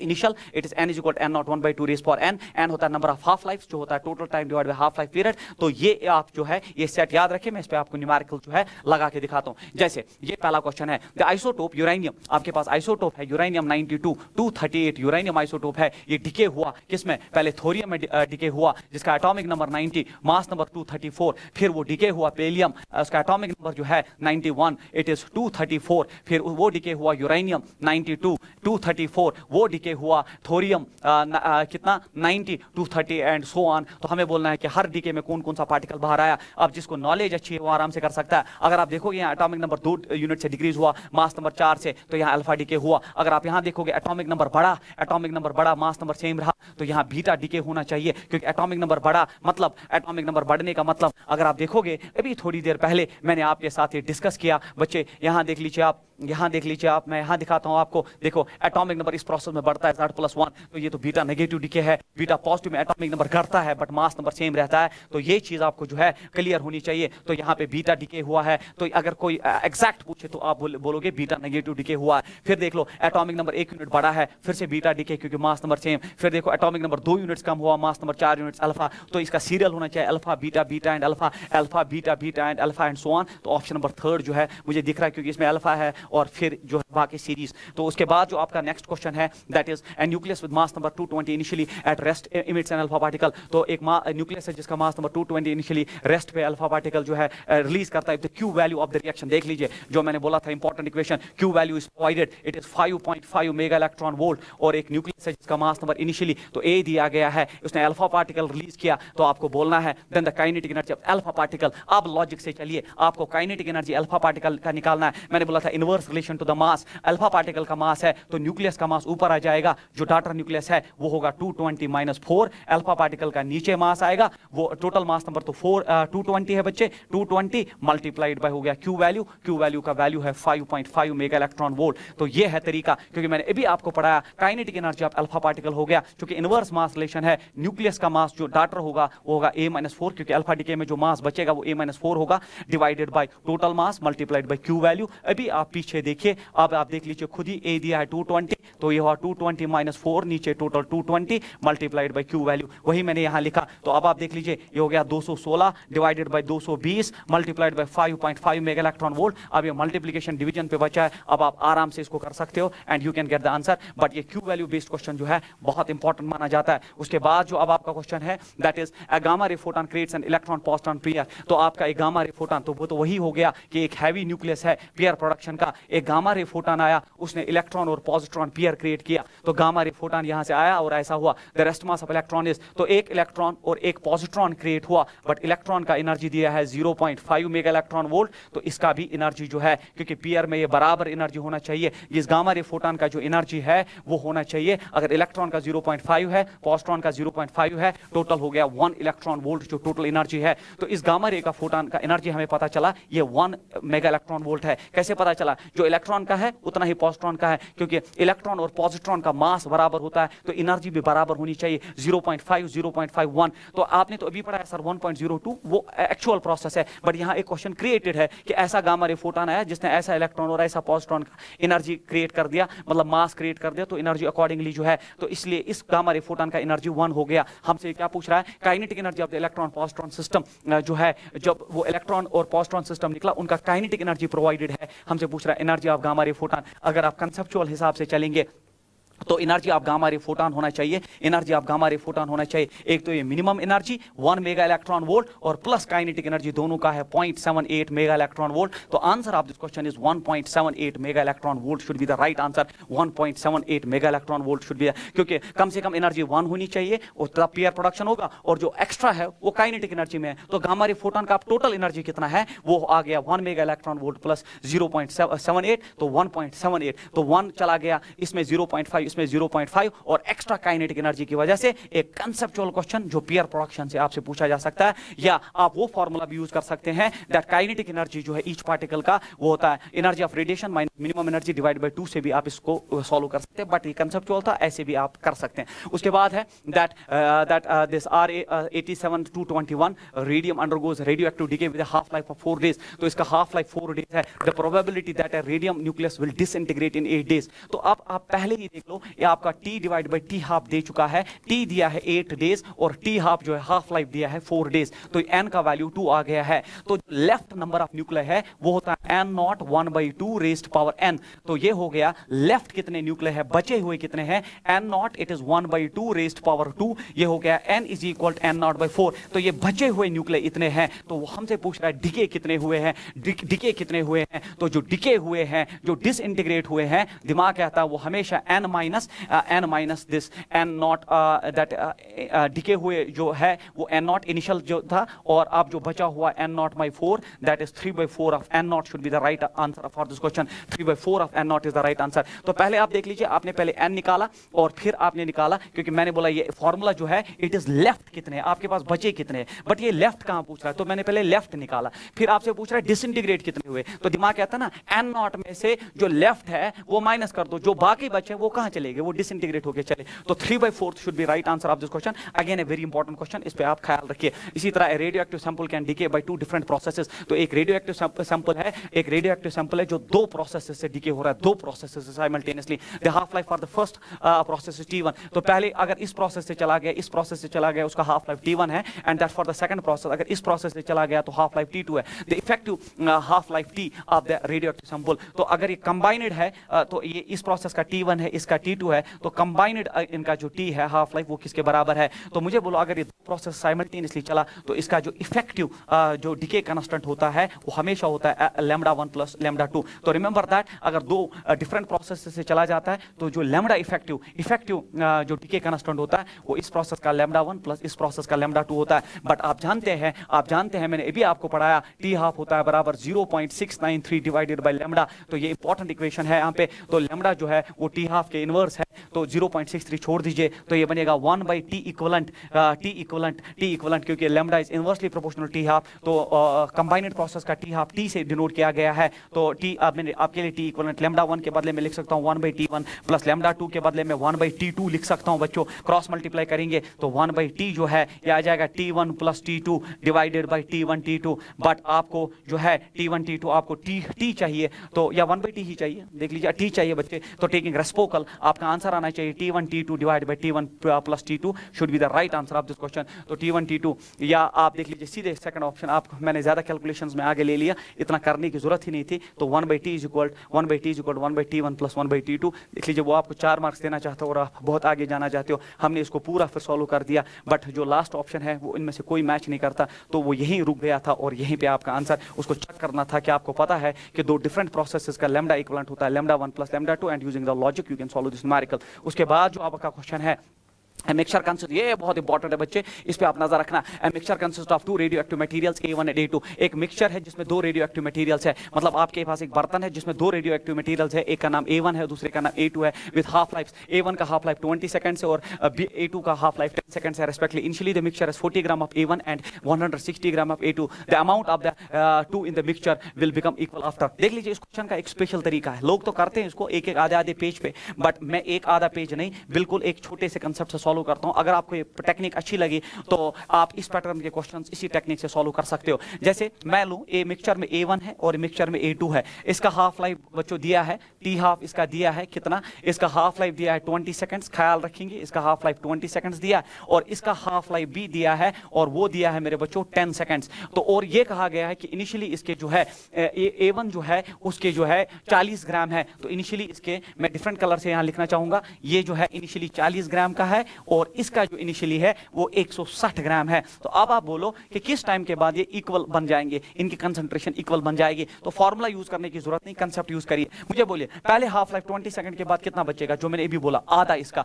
तो 20 ग्राम बचेगा। फिर और एक हाफ लाइफ आ जाएगी, हाफ लाइफ कितनी सेकंड की है, 20 सेकंड की, कितना बच जाएगा 10 ग्राम, इसका आधा। फिर एक हाफ लाइफ आएगी, ऐसे चलते हैं इसमें, हाफ लाइफ 20 सेकंड्स का कितना बचेगा 5 ग्राम, और आप कंटिन्यू कर सकते हो। इन द सेम फैशन ये 160 ग्राम है, तो 10 सेकंड हाफ लाइफ के बाद जो है वो 80 ग्राम बचेगा, तो क्योंकि आधा है। फिर 10 सेकंड के बाद बात करेंगे तो इसका आधा जो है वो 40 ग्राम होता है। फिर 10 सेकंड की बात करते हैं तो इसका आधा बचेगा वो 20 ग्राम होता है। फिर 10 सेकंड की बात करते हैं बच्चों तो इसका आधा बचेगा वो 10 ग्राम होता है, और ऐसे आप चलो जब तक आपकी रिक्वायरमेंट। अब रिक्वायरमेंट क्या है, बोलता है वो टाइम बोलो जब इनकी कंसंट्रेशन बराबर हो, वो टाइम बोलो जब इनकी कंसंट्रेशन बराबर हो। सर इनकी कंसंट्रेशन जो है बराबर कब होगी, तो यहाँ पे देख लीजिए, यहाँ तो बराबर नहीं है, यहाँ पे 10 ये है और यहाँ पे 5 20 है। अब आप देख लीजिए सर, यहाँ पे आप एक ऑप्शन दिख रहा है मुझे कि यहाँ पे अगर आप देखेंगे यहाँ पे 10 ग्राम हो गया सर, हाँ बिल्कुल 10 ग्राम हो गया, तो यहाँ पे भी जो है 10 ग्राम हो गया, बिल्कुल 10 ग्राम हो गया। तो आप देखो ऊपर वाले केस में 10 ग्राम बनने में कितने सेकंड्स लगे, 20 + 20 40, तो नीचे वाले प्रोसेस में 10 ग्राम बनने में कितना लगा,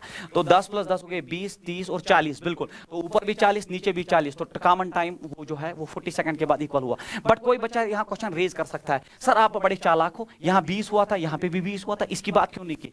बच्चे अगर यहाँ 20 हुआ था तो 20 सेकंड लगे थे, बट यहाँ 20 होने में 10 + 10 + 10 30 सेकंड हुए, डिफरेंट टाइम नहीं हो सकता, time is same. That is why आप वो टाइम चूज करके चलो जो कॉमन हो। इसीलिए इस 20 और इस 20 को मैं नहीं लिया, मैंने 10 और 10 को लिया, क्योंकि इस 10 और उस 10 को बनने में 40 सेकंड ऊपर 40 सेकंड ऊपर नीचे, इसीलिए इसका आंसर जो है 40 second. Again a very important question जो आप जो है करके जाएंगे।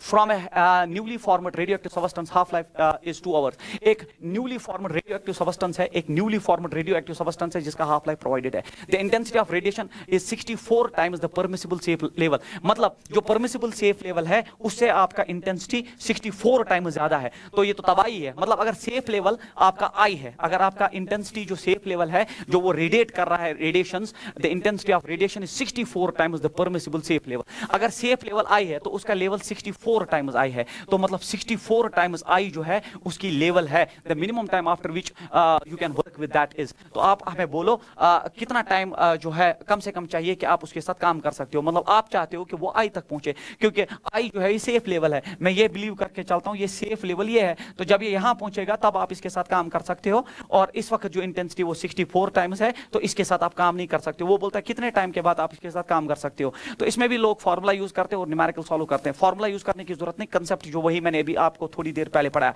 देखो जब पहला हाफ लाइफ आएगा तो ये कितना हो जाएगा 32 टाइम्स आई। फिर एक हाफ लाइफ आएगा बच्चे, फिर एक हाफ लाइफ आएगा तो ये बचेगा 16 टाइम्स आई। आधा आधा करते जाओ जो मैंने पीछे पढ़ाया आपको। फिर एक हाफ लाइफ आएगा तो ये बचेगा 8 टाइम्स आई। फिर एक हाफ लाइफ आएगा बच्चे तो ये बचेगा 4 टाइम्स आई। फिर एक हाफ लाइफ आ जाएगा, फिर एक हाफ लाइफ आ जाएगा बच्चे तो ये बचेगा 2 टाइम्स आई। फिर एक हाफ लाइफ आ जाएगा बच्चे और ये बचेगा आई। तो ये हो गया ना सेफ लेवल। अब आप हाफ लाइफ गिनो, 1 2 3 4 5 6 6 मल्टीप्लाइड बाय एक हाफ लाइफ का वैल्यू है 2 आवर्स, तो 12 घंटे के बाद आप इसके साथ काम कर सकते हो।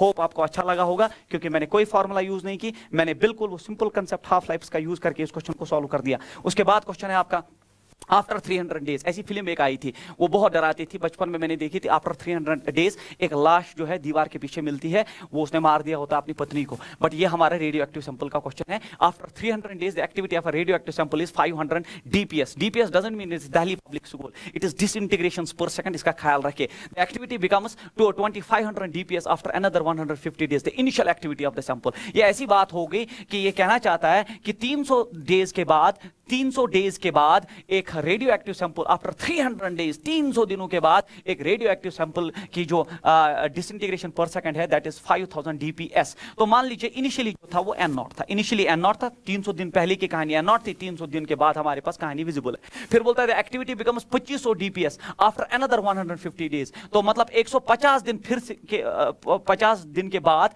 एक्टिविटी 2500 डीपीएस बनी, 2500 डीपीएस बनी। इसको भी लोग फॉर्मूला से सॉल्व करते हैं, कोई फॉर्मूला नहीं बच्चे। रेडियो एक्टिविटी के क्वेश्चन आप इन कंसेप्ट से सॉल्व कर सकते हैं और आपको लगेगा कुछ याद करने की जरूरत नहीं, और सबसे आसान क्वेश्चन यही पूछे जाते हैं। तो हमें क्या पूछ रहा है ये, the activity becomes 2500 DPS after another 155 days the initial activity. तो हमसे वापस 300 दिन पहले जाने की बात चल रही है। अब इस क्वेश्चन को कैसे सॉल्व करते हैं देख लो बच्चे।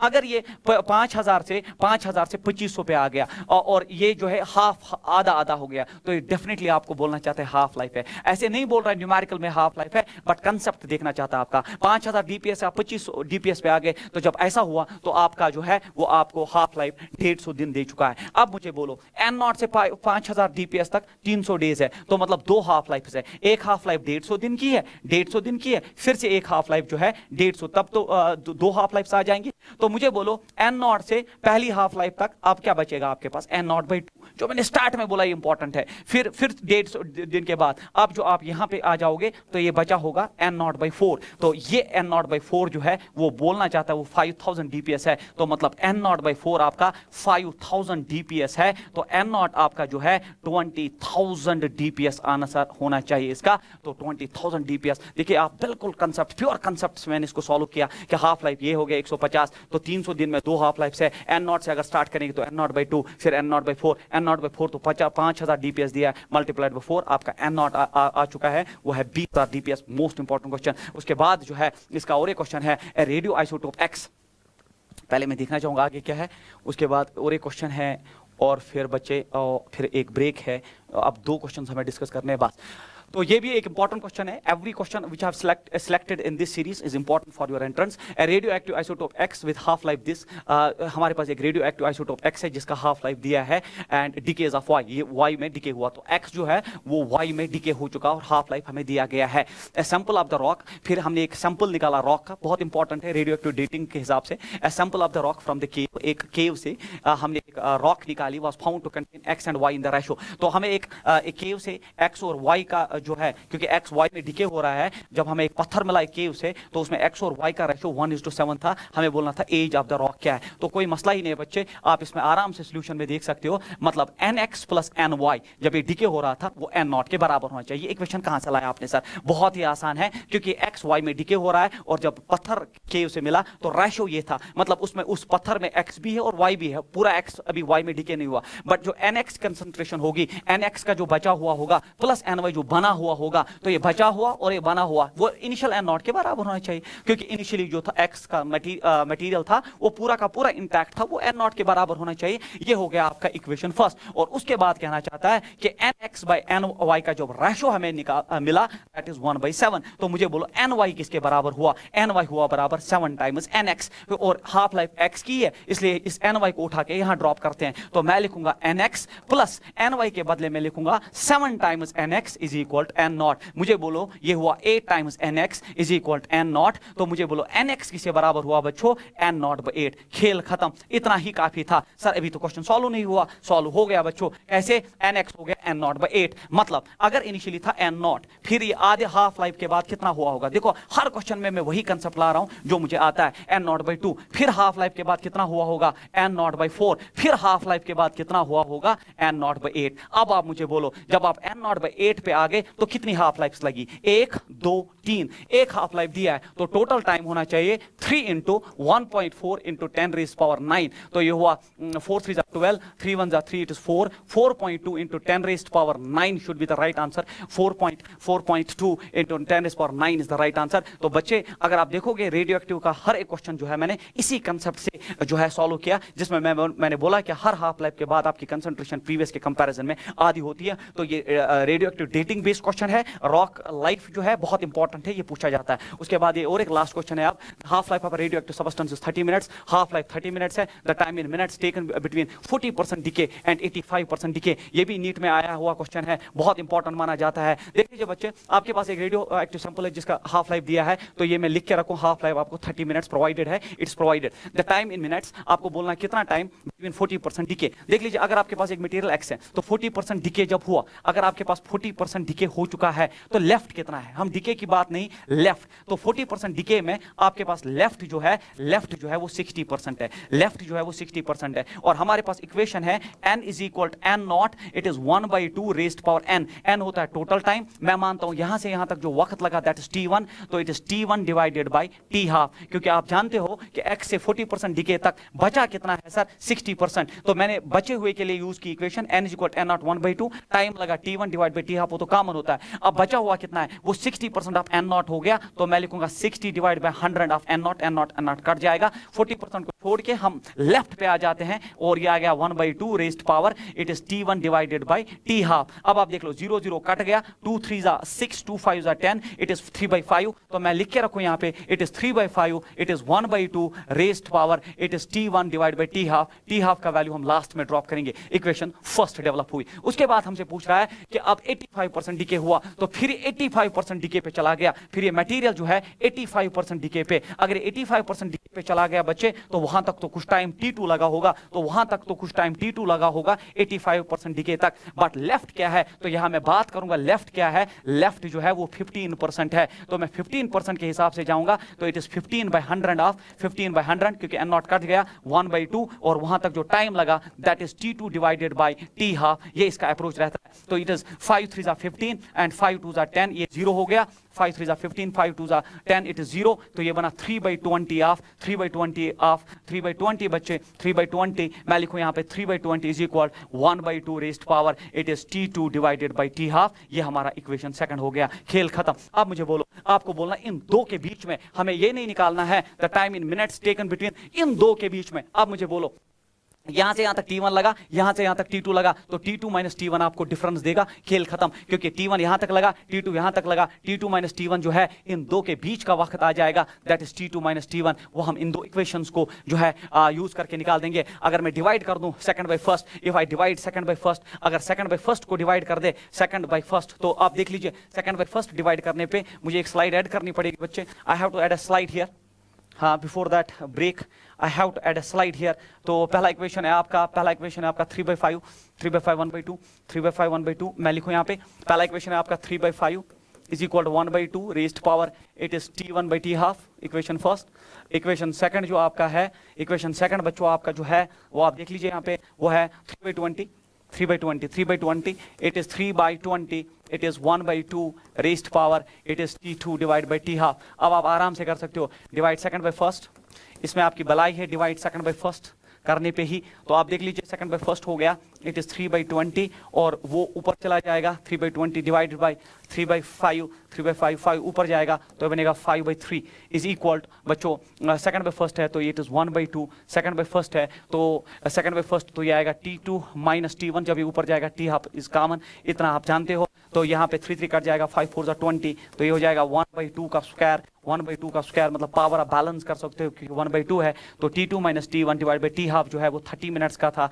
t हाफ दिया था इज इक्वल टू 2, तो मुझे बोलो डिफरेंस जो है t2 माइनस t1 जो है 60 minute should be the right answer for this question. तो आपका आंसर जो है वो आ चुका है 60 मिनट्स। आप आराम से एक बार देख लीजिए, 40% डीके तक हमारे पास फॉर्मूला बची हुई है, 60% इक्वेशन डेवलप हुई, फिर से 85% डीके तो हो गया है, बचा कितना है 15%, उसके हिसाब से इक्वेशन सेकंड, तो यहाँ से यहाँ तक t1 लगा, यहाँ से यहाँ तक t2 लगा, बट डिफरेंस आपको ये चाहिए चाहिए, इन दो में कितना टाइम लगा, दैट्स t2 - t1। मैंने डिवाइड दो इक्वेशंस को किया and we have completed this. And इसके साथ जो है लेक्चर 1 मेरा जो कंप्लीट हो चुका है। लेक्चर 2 जो है हम शॉर्टली जो है आज ही आपका लेक्चर 2 भी आ जाएगा, बट मैं कुछ ब्रेक लेना चाहूँगा क्योंकि मैं बहुत एग्जॉस्ट हो गया हूँ। तो thank you so much for this first session. Second session जो शॉर्टली हम आपके साथ डिस्कस करेंगे। Thank you so much.